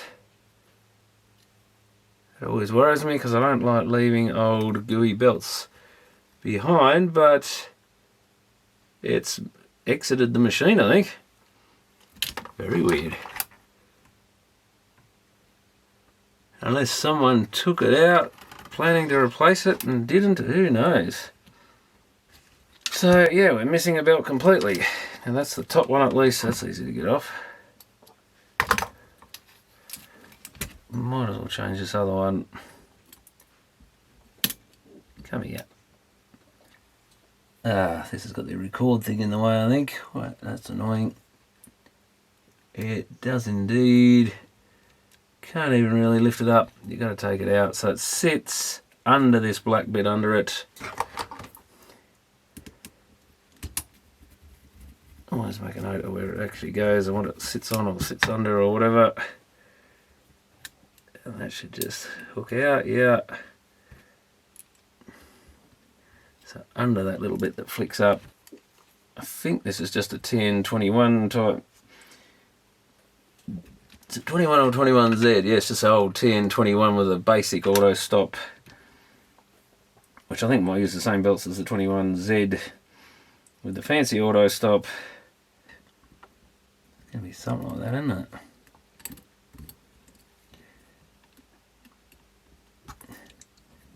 Too big. It's the problem when you don't have the old belt. What are you? That's, I can see with the old belt, can't I? Oh yeah, there is some old belt in there. Take that little split washer thing off there.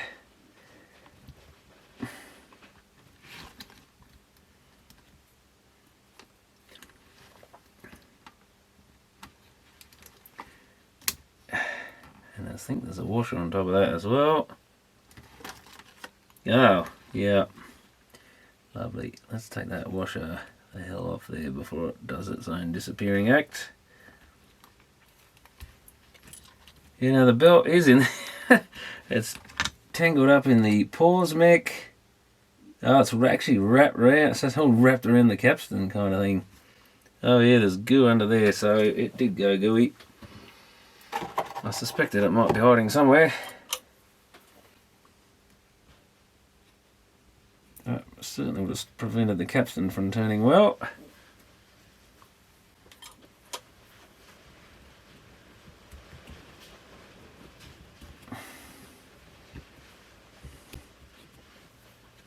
And yeah, it's all down in here like a big gooey mess. Lovely.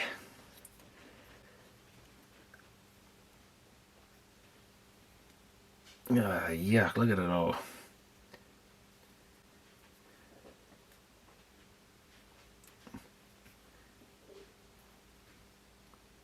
It's coming out, but we might need a bit of not hydrogen peroxide, what is that stuff? Yuck, gonna get on my hand, which I'm trying to avoid. Acetone, that's what I need.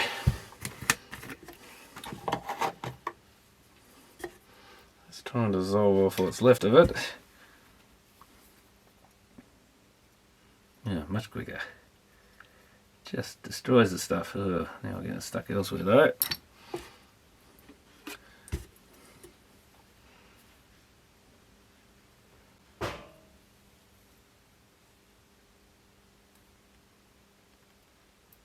It just doesn't stop coming off. It's stuck everywhere. There's a little plastic washer in there, but it all seems to have got mixed up with that. And you just go through 20 cotton buds trying to get it all. I think we've got the worst of it now. So put a little bit of grease on that washer, I think.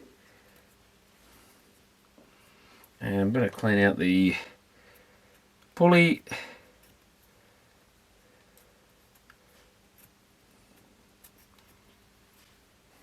And we need to work out the size, that's right. Just by putting another belt on there that I actually realised the old belt was under there. That's going to be close, isn't it? Set that about there. That's, yeah, it's going to be pretty good. I'll do one slightly longer. Yeah, that one. That might just be perfect. Tiny bit of grease on there. That'll come through the other side, so that'll need cleaning off. Get our belt attached. Yeah, that's pretty good.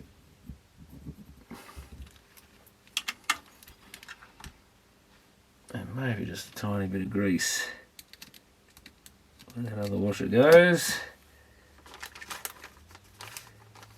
Come here, little so-and-so. That's on.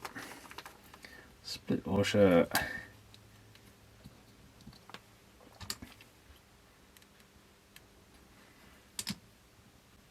Yeah, that's in place. So now we need a belt of this other length.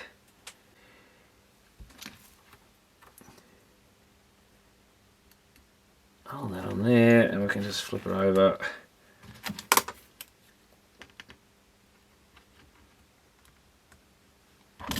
Put on that pulley. Just check, yeah, that's got a nice grip. Looks like the perfect size, that one. And we've got to put our lever back in. It's got to slot under this other black thing, which is not so easy to do, but look at it, there we go. And find the pivot point, which is that threaded hole there, I guess. Yeah, that's it, I think. Got it under that other one.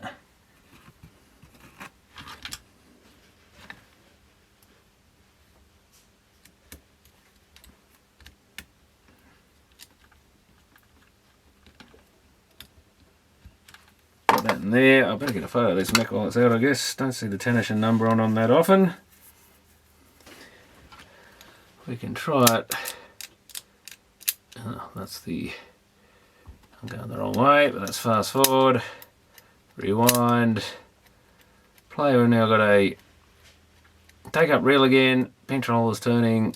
Beautiful. Don't got any speakers on, but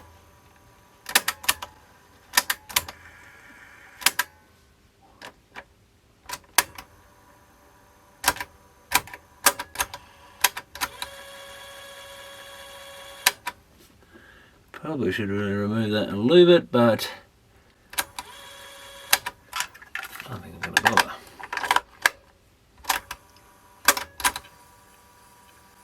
Ooh, it's not particularly good, is it?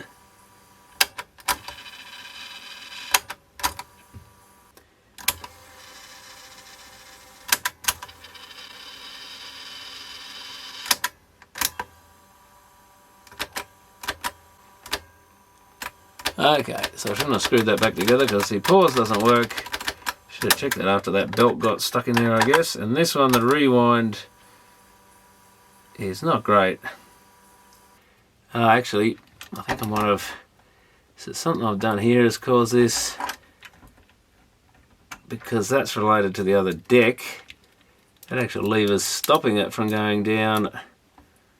But that was like that before. So I think I'll put this on.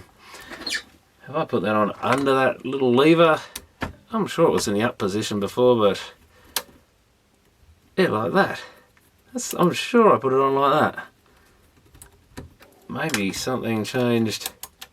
Yeah, now that locks. I could have sworn that's how I had that. So did something on the other deck. Oh yeah, look, the other deck's doing...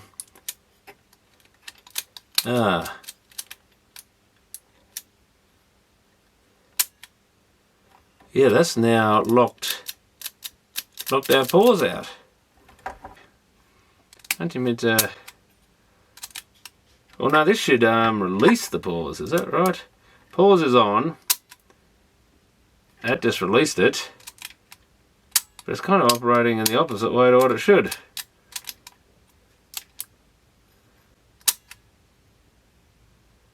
Okay, the way this is supposed to work is, I believe you put this deck onto pause. Got to press the record tab. Then when you press play on this one, it should release. It basically lifts up the little piece that clips the pause button into place. And there you have it. So that's your synchro dub. As soon as you press play, that comes out of pause. That's playing, that's recording. So that's how that's supposed to work. But why that was playing up before, still pauses. Bit weird why it was maybe stuck or something. But anyway, I've got to put a new belt on that deck. Where does that lever go? It's this little piece here, without taking the capstan out. So it flicks over that bit, locks in place. Doesn't seem stuck at all, it's just sitting on that screw there, it's very loose. I don't know if something just got out of whack there or what the hell happened, but bit of a weird one.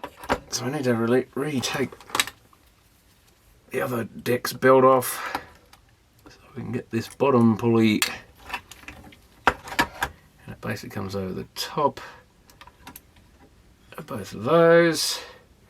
Don't know if I've got a belt length for this deck, I don't think I have. Okay, so an 80 by 1.2. I think we're going to have to get it over the pulley of the motor first. See if we can squeeze that through there somewhere. Try not to get any grease on it. That's it.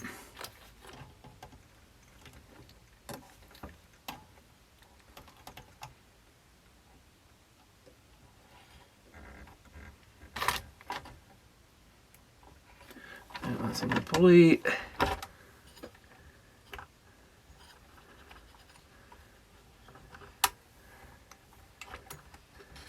Oh, come on, get on there somehow.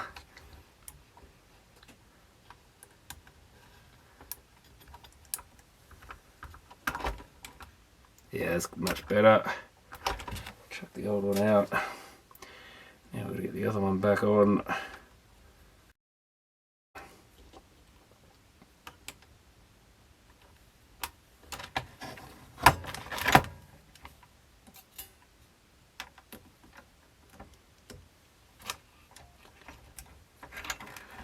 That should be good.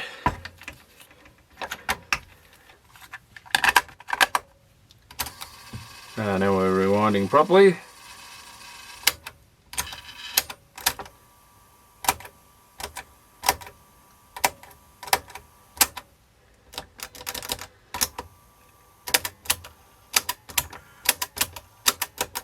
That works.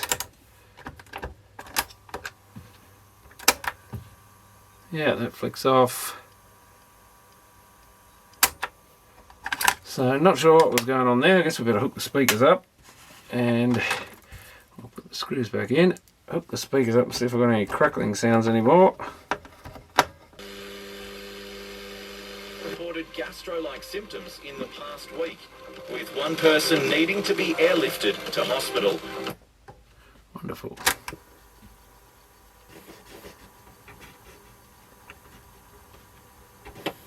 Well, no crackling at the moment, so not sure what that could have been.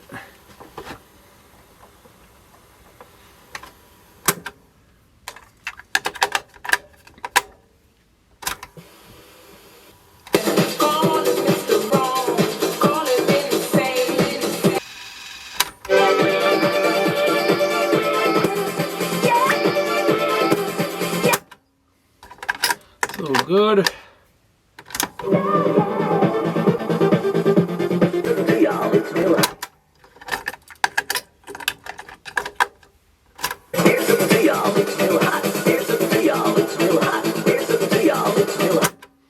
Sounds a lot better on that deck compared to this one. Let's change this. Let's stop it for. Yeah, let's stop it for a second. So yeah, that deck doesn't sound as good. Seems like the head has the message right on it. Does have a bit more wear on the head. This head's like new still. Let's try a bit of dubbing.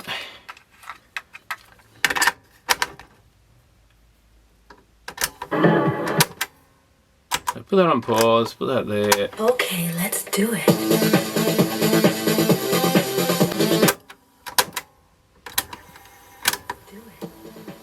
Yeah, terrible. Just give that record playback switch a good clean.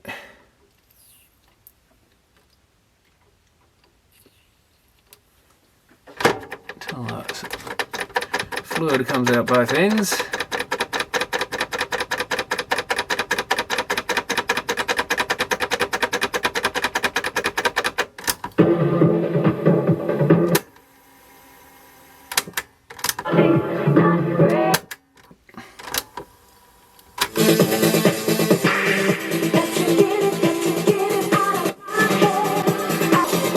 High-speed dubbing doesn't seem to want to work either. Maybe, yeah, that's terrible. Let's put it in high speed and start it.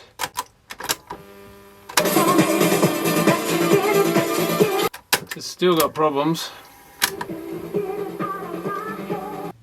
But yeah, not very good record on it. And yeah, that deck generally doesn't sound as good as the other one. Even though the head seems to be clean. Might give it one more clean. It's definitely got a bit of wear on it. Not that bad though, I wouldn't have thought.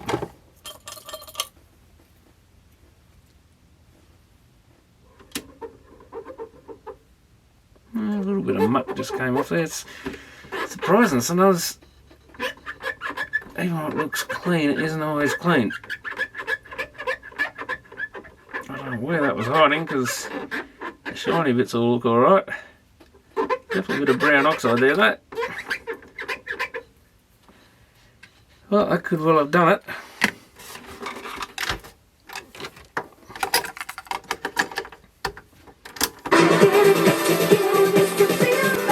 Definitely sounds better now, so that's maybe all it was. I don't know where it was.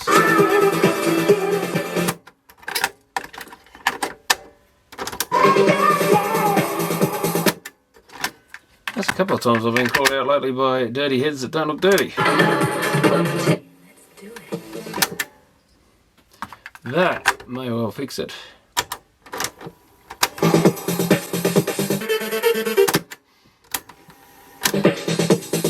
Much better.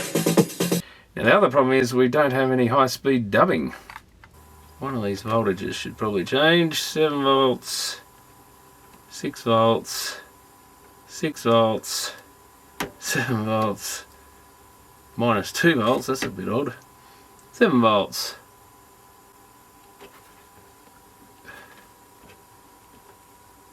7 volts, 6 volts, 6 volts, 7 volts, minus 2 volts, 7 volts, so nothing changed.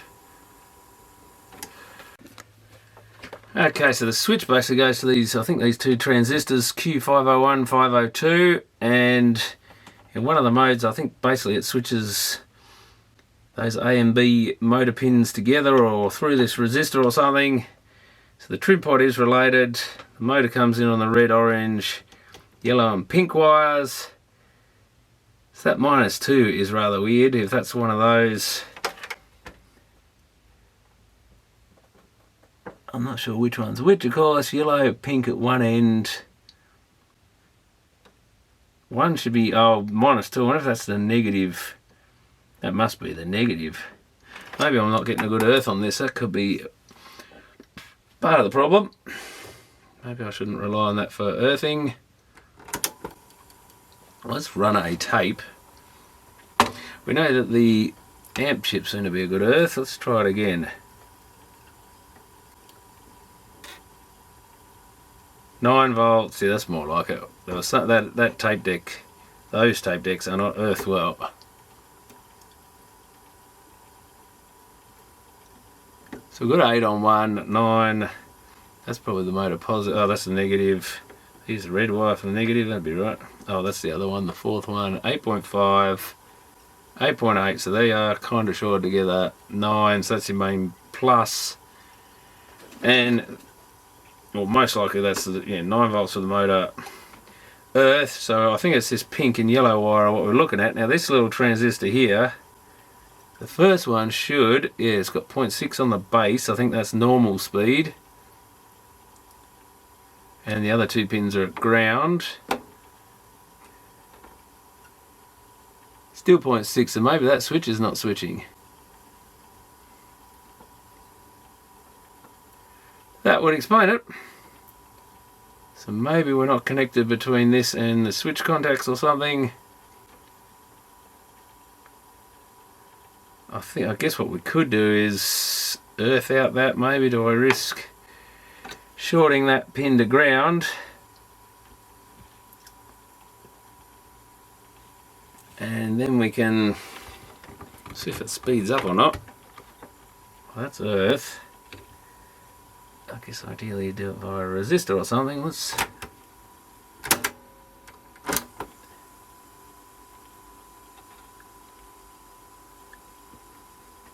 doesn't do a bloody thing. Normal speed high. We've got a 33k to ground. One of the other pins is ground. 120k to the second transistor. So we can just quickly check for, if that, assuming that's the base, it should be 33k to ground, 18k and rising.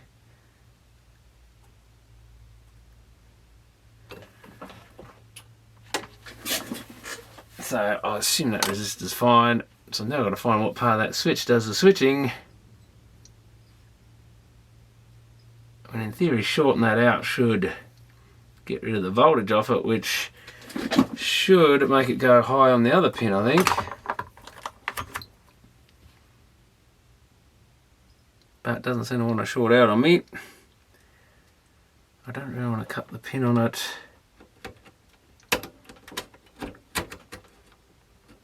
Let's just check we've got voltage on this other transistor too, I guess. Don't know if we need any of this running. Probably need at least a tape deck's on though, I guess. Probably need at least one motor running. We've got 7.8. Can I get to the damn things? 8.4. 8.2. Uh-oh, well I got rid of that voltage on there. Unless that was just charged up or something. 7.2.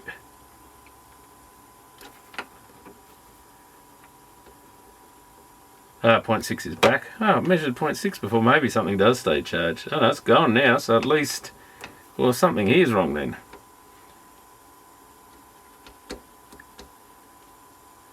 .2 0, is that correct? 0.6, yeah, it goes to 0. So that should be working. Nothing, well the other side's ground I think, so that means we should be something happening here. That's 7.7. Still 7.7. 8.4. 8.4. Gotta watch I don't short on this trim pot while I'm at it. 8.3. Sure, it makes a slight difference, but it does make the slightest, and maybe the motors, well no, I don't think anything was changing on the motor though. It changes from 8.2 to 8.16 or something, so it's slight variance. 8.4, 9. I can hear the motor just ever so slightly change the speed.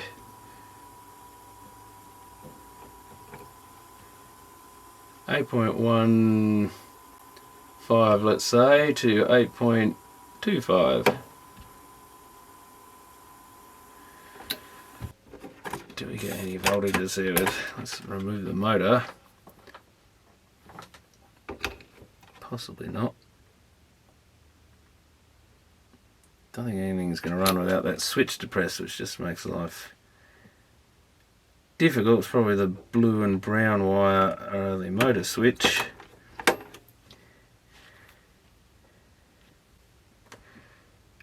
So wait a minute, if that motor's, the voltage rises there, so I think we're connected to, there is a high resistance,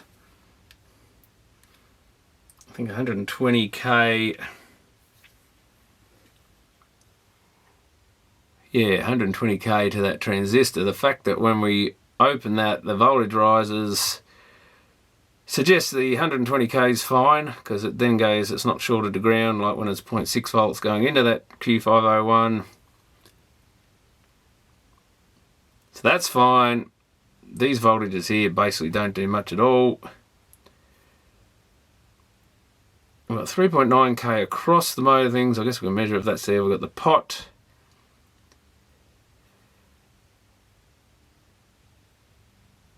And let's see, when that's on, we're pulling the base of that low, which I think means that's conducting, yeah, because it's lower than the collector, lower than the emitter, sorry. with PMP, if that's lower than that, or 8.5, 9.2, yeah, so 0.7 volts, so it should be 8.6 comes out to the pot. That's in normal mode. So I guess in high speed mode we're disconnecting. That goes open, so that goes high, that reaches, I guess, the same voltage as that. The transistor turns off. So in theory, we're still going to get through that 3.9k voltage reading on both probably, but that transistor should switch off basically. Now what's this pot meant to measure?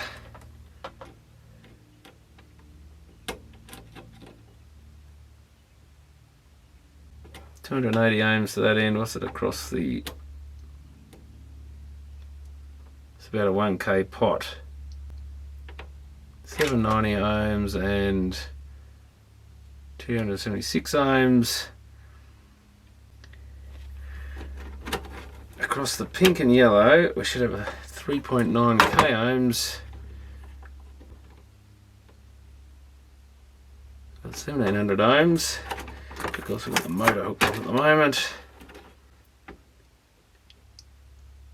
3.9k. So I wonder if the motor itself isn't faulty. It's not impossible. So pink on the end.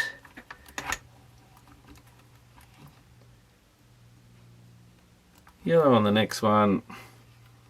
What happens with these if you just run them without the speed things? I thought they might run. Now it's going fast. Let's have a listen.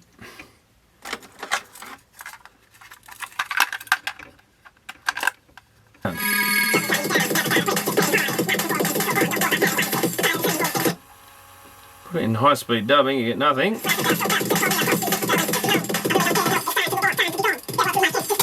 that runs flat out. I assume the other one will have to be the same, won't it?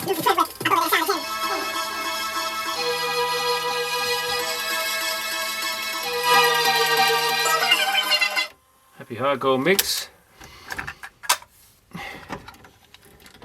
So that's with no speed connections. I want to see what the voltage is on those two pins. Yeah,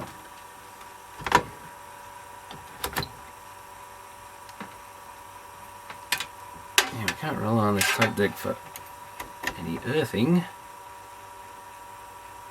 Minus 1.8. Minus 1.3, that doesn't make much sense. Let's go to high speed dubbing mode.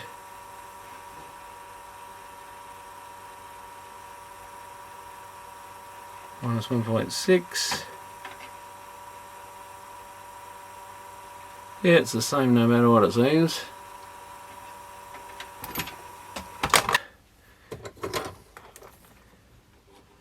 Let's just hook one of them back up. Hopefully that didn't short the other one.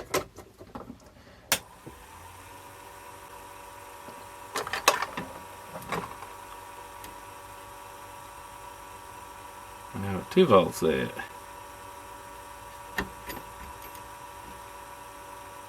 .66 there, so that motor's actually got voltage coming out of it by the look of it, but that one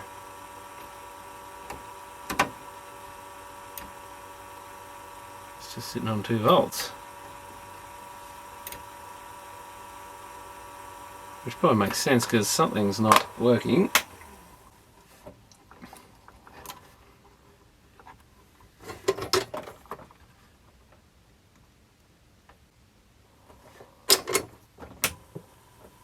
Now we're back to what sounds like normal speed. 9 volts there, 9 volts there, 9 volts there. Isn't that weird? Switch to the other position, 9 volts. So I'm still not wiser whether we've got a faulty motor or faulty switching. Okay, I've studied the circuit a bit on this, and I must admit, even though I've changed some of these motors in the past, I don't think I've ever actually looked into how they run. I just assume you've got an A and B speed, so high and low, and you just went high or low or whatever on that, put a voltage in or took it to ground or something. But it turns out it's basically, it looks like it switches both of them onto 9 volts to go at normal speed. And there's our continuous play radio CD switch there. And it also does go via the record playback switches, a couple of bits here, various resistors, diodes, so there's almost like a bunch of switching logic in this thing. You've got the first transistor is a normal or high speed, they show it switched on. That's a NPN, so when we switch that on, we ground this resistor, which should pull the base of the second transistor, a PNP, which says switch normal speed. So it turns that one on.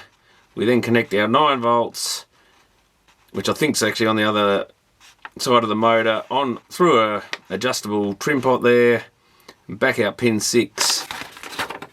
Which somewhere here we've got the actual motor part. I should have really put them both on the one circuit, I guess. Yeah, 5 and 6, A and B. So it looks like you put the voltage into this thing, turns the motor on. We must get 9 volts back out of B, and then they switch it through to A. Yeah, and that transistor switch, and that's how you get normal speed. So if we disconnect this lead number 6, which I think was the pink lead, as I found the motor sped up, I've currently got that transistor removed, and we get the high speed even in play mode. It's going pretty flat out there. But what I can't actually really work out is this is how they turn this transistor off to set it to high speed. So we've actually got to turn both these transistors off. It's got a 33k pulling it to ground, but then it's got all this random stuff feeding it. When you go to high speed, it doesn't actually pull it to ground. It looks like it actually puts the voltage in there, because this is we've got a 5 volt rail, and we go into that radio tape switch for two 20 ohm resistors, another 22 ohm 1 watt there. But it's basically just a B plus at 5 volts, dropped down from 10 volts by a regulator. So unless it's because that voltage on the motor is 9 volts, I don't think, is it dropping that down? Well, dropping it down is a problem. We need to make that base of that transistor rise so it turns off. Because at the moment we're pulling it down, once it's 0.6 volts or 0.7 volts lower than the 9.2 going in, which they show as 8.5 there, it will switch on. So we need it to turn off. That's how we get our high speed. And I'm having trouble working out how they actually turn it off. Looks like we've got another bit of that function switch here. So that just turns, we've got CD, radio, and when we're in either mode, slow or high speed dubbing, they're calling it HDU, so I guess high speed dub and normal dub. Those are joined together, so we get the 9 volts to the motor in either of those modes. The other side goes to ground. We've got a couple of different switches on the decks to switch the motor on. So what do they actually switch is possibly the next thing. AC and battery, so yes, that's the B+. So they also bypass, I guess, that switch. Well, does that switch here 10 volts?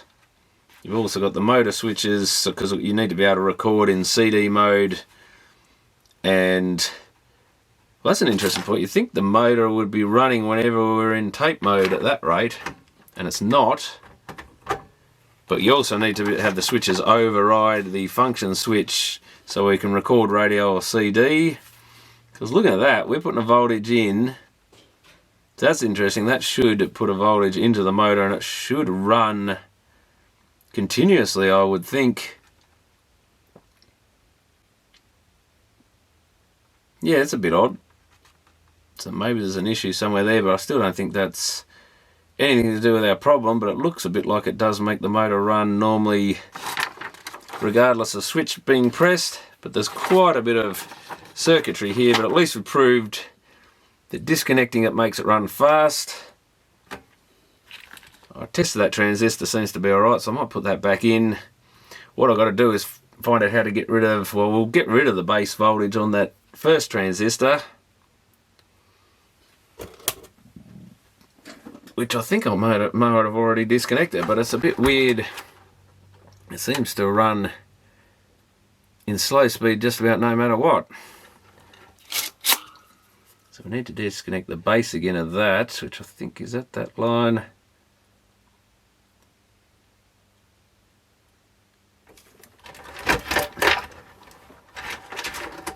That's the transistor over here. That's the baseline, I think.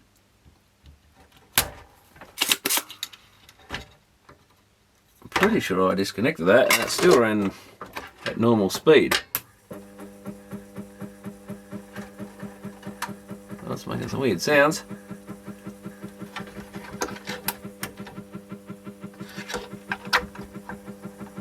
That's a new one, I think. Okay, so the motor runs fast if we disconnect the base of that transistor. If I press it again, it slows down.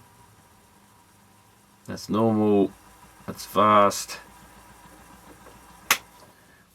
It looks like it's only in record mode that we actually get the high-speed dubbing to work.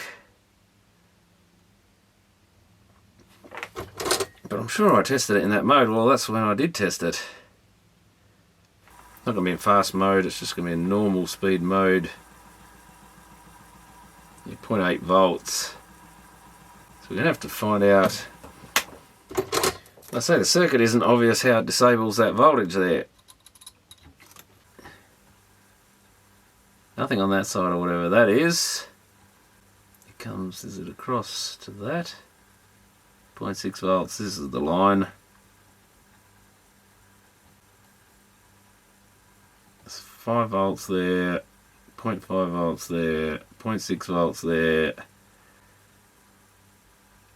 So this goes to the record playback switch.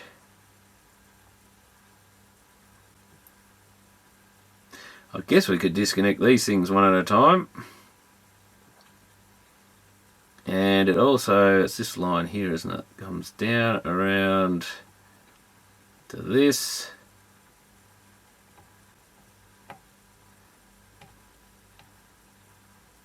What's this? There's another line here, 10 volts there.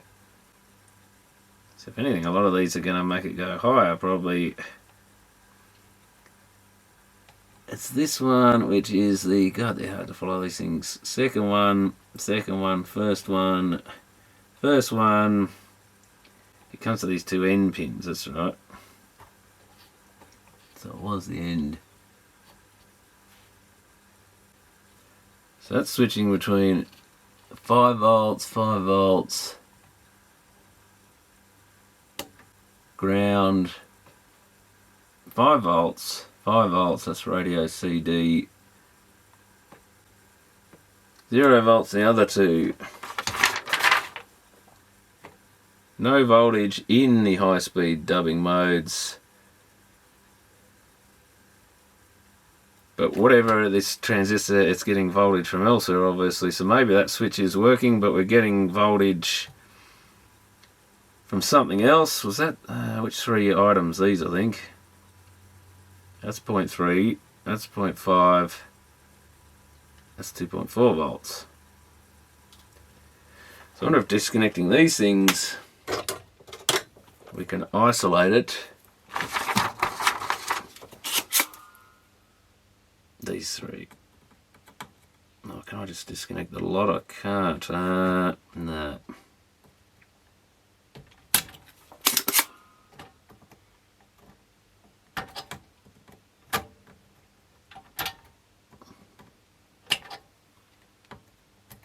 We seem to have a stray voltage coming in from somewhere that keeps that transistor turned on all the time. And like I say, it's kind of a sort of passive component, bunch of switching logic here that different modes, different things are switched on and switched high and low depending what's going on. And makes it rather complicated for what is just a boombox. But some of this audio does have some quite complicated stuff like that because they've got so many different modes to deal with. Even though it's just a cassette recorder and radio etc. CD auxiliary input.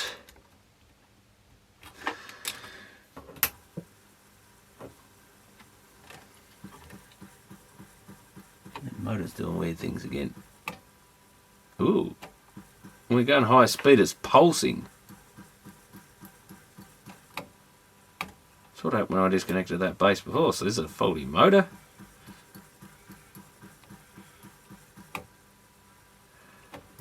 Very odd that the voltage would be pulsing. So I think we've taken away that voltage. Yeah, we have. We've got 0.6 in normal mode, as we should have. And same in the other two settings. But it's still not running properly. 2.7 volts. 0, so that was coming from the other side. 0, so it's that line doesn't do anything, that line doesn't, that slows it down. So it's this line, at least we're narrowing things down here.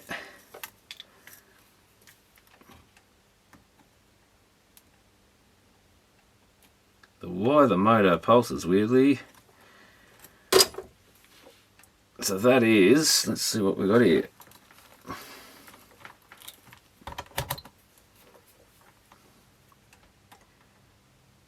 I guess this is bound to be one of those. There's a heap of 33Ks, which it is. So one of them. Is this another resistor or something? Oh, it's open circuit. What? There's a voltage going through it. Oh, it's a diode. So it's an open circuit in one direction. I assume it goes the other way. So that's one of those diodes on the circuit,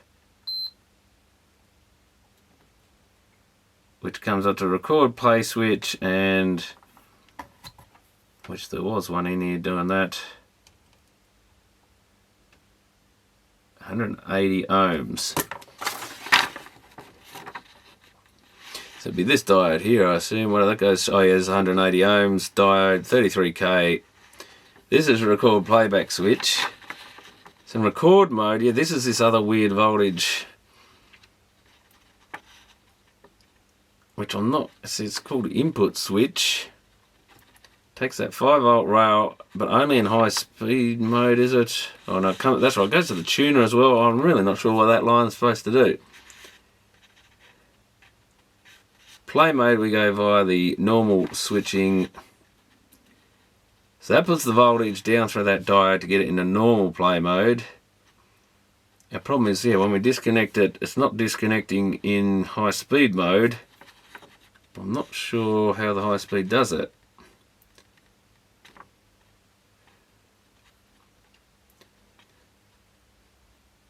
It's in play mode. Well, that is about the only time you're going to get a voltage on that transistor.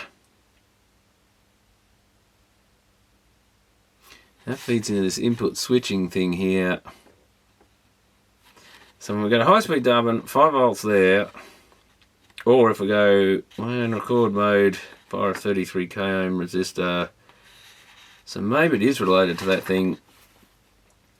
Q402, how does the diode, it goes through the record play switch and everywhere. In record mode, yeah, we can't get the output of that transistor, which I think is there. That's that 5 volts. Let's check that diode. We should have 5 volts on one side. Very weird, that motor's making funny noises, but anyway. We've got 2.8 volts on one side. Oh, what are we in high speed mode? Way to go.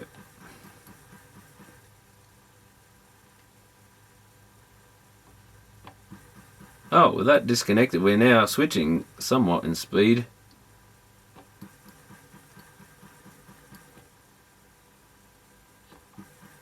Oh, we're getting that weird pulsing thing going on.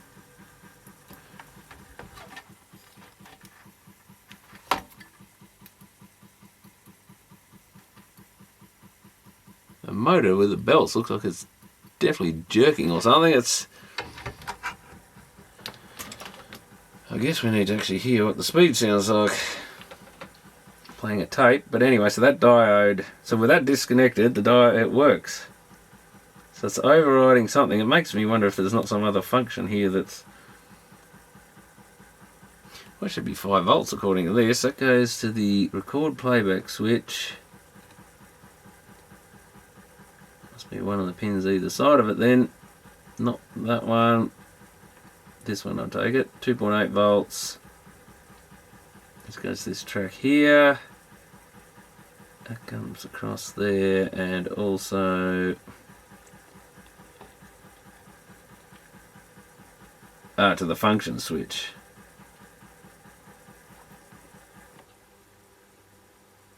That takes the voltage away.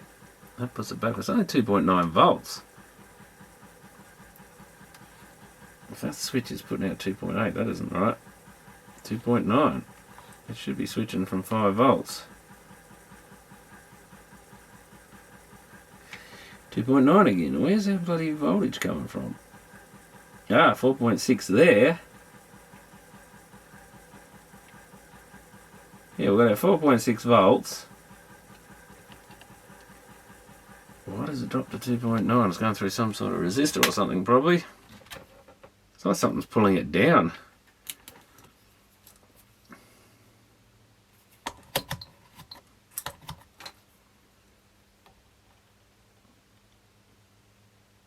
Yeah, that's that 220 ohm resistor.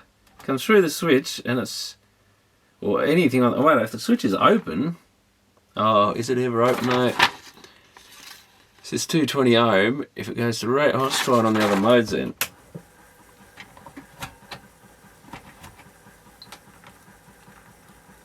That shouldn't be dropping that much voltage. We're here. On the end of that switch, it's high speed, low speed, it goes up to 5 volts. Yeah, it's 5 volts in every other mode except high speed dubbing. Now maybe some of this other stuff is pulling it, well it shouldn't pull, well maybe that's why it's there, to pull the voltage down. High speed dubbing, it goes to that other transistor and it goes off to the tuner and possibly through the record playback into 33k ohms, so we don't care about that at the moment. So there's 2SA Q402. We really need to disconnect some stuff here, I think.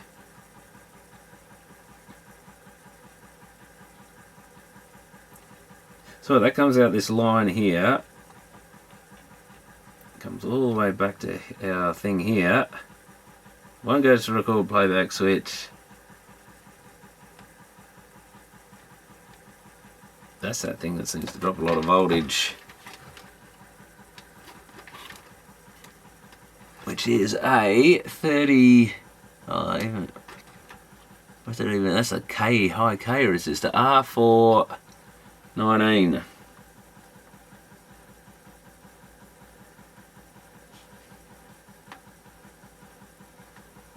R419, yeah, 39k, so we can forget that. Oh, it also goes to a record play switch in the play mode. Oh, that's what hooks it to that. So that would suggest something's pulling our input switching transistor. That is pulling them, but I can't even find it. Where is it? Doesn't seem to be connected to anything here. We'll go to the switch. Second one doesn't connect it. Oh, well, maybe it does. Does that connect? Oh, no, it doesn't connect to the thing next to it, I think. I need to find this transistor. Q402. Oh, it's here, right here. Where's that connected to it? Q402 should be connected to one of those bloody things. Let's see the voltages on it anyway. It's got 9.9 volts on it. It's got 0 and 0. According to the circuit, in high-speed dubbing mode, we should be connected to that. But are we via the switch? It's not connected to nothing. That's a record playback switch. In high-speed dubbing mode, I'm a dildo. If I don't press on the bleeding switch, it's it's no good putting the tape decks in record mode if you don't actually press the record playback switch. So, well, these. Ah, now we're going higher.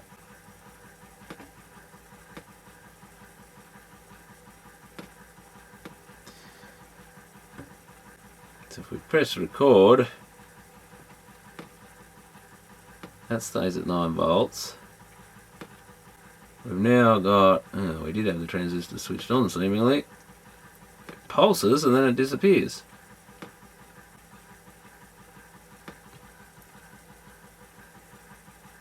That's got 9 volts on that transistor, which, unless that's this line here,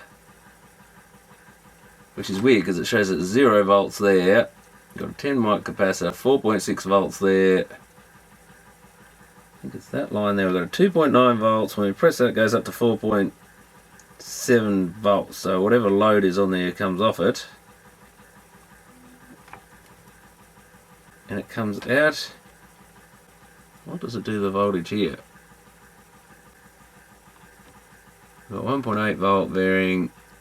Now down to nothing. Back up to a randomly varying voltage. If we hook that up though, we get 1.8 volts, 2.4 volts.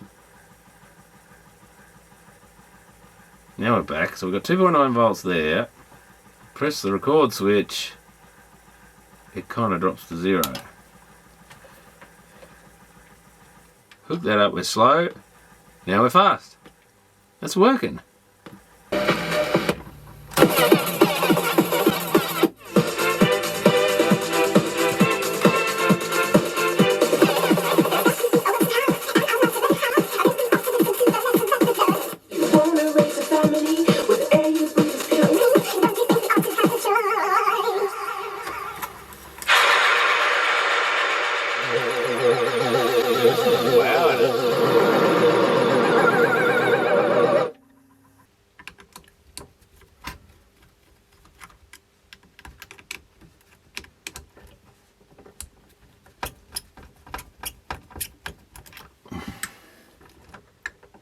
So the wires are facing up basically.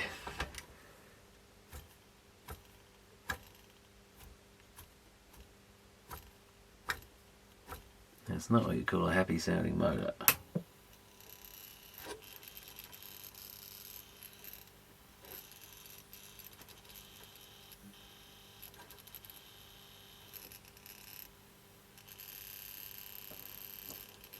So another thing I found is this motor seems to be noisy. When you put it in high speed dubbing, it really gets noisy.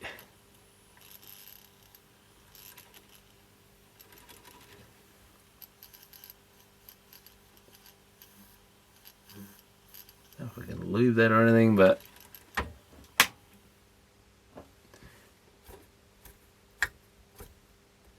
it's a bit rattly or something. Pulleys look fine. I was a bit worried something was out there, but no, it seems to be the motor. It comes and goes a bit. No, it's not.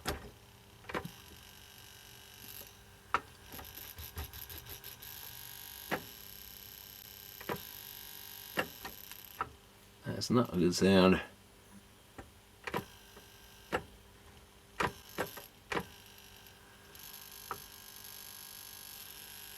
I'll have to try the deck out of the other machine even just to prove 100% that's what all the issue is, but I think something up with that motor. But I might just put that back in place for now. But it shows how many things these things can have wrong with them. It can be an endless list of problems.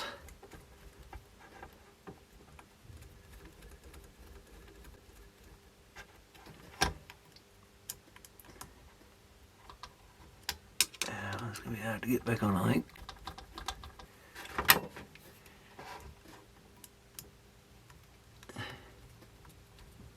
Yeah, once you get the other two screws in place, you can easily get the third one back in, even with this lever in the way, rather than pulling the whole bracket off. Okay, let's actually try some high-speed dubbing here. I suspect it's going to have a lot of wow in the high speed mode. Wrong mode.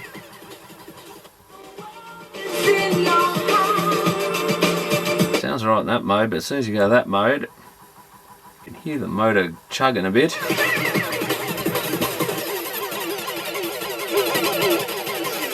Not sure it's even as fast as it should go.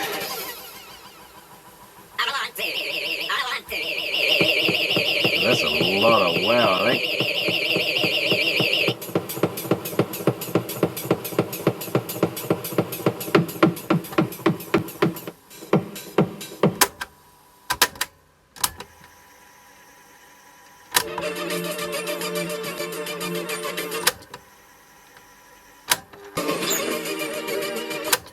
Yeah, certainly a lot of wow.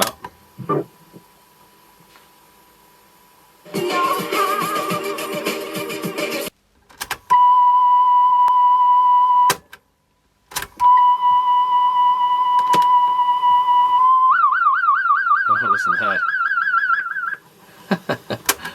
Sounds like a police siren.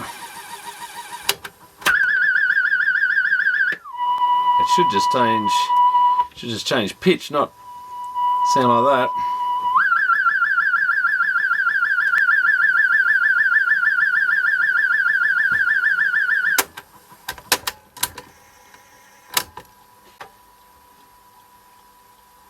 I've got nothing there. What's going on?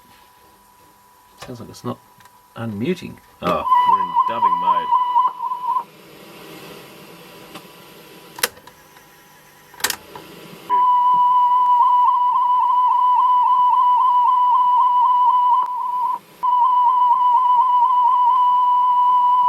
Yeah, the normal speed it's not too bad, and high speed it's got a heap of wow.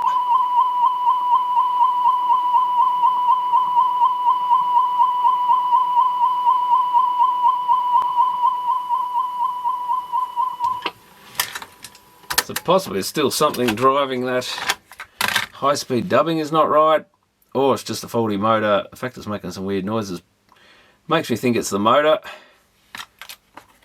But I might get this other deck going rather than wasting any more time on this one. And we can always swap, should be the same mechanism in it I would think, can always swap the whole lot over and see if it's on the deck or on the board. But this one's basically going for now, so we'll get onto that other one and go from there. Thanks for watching.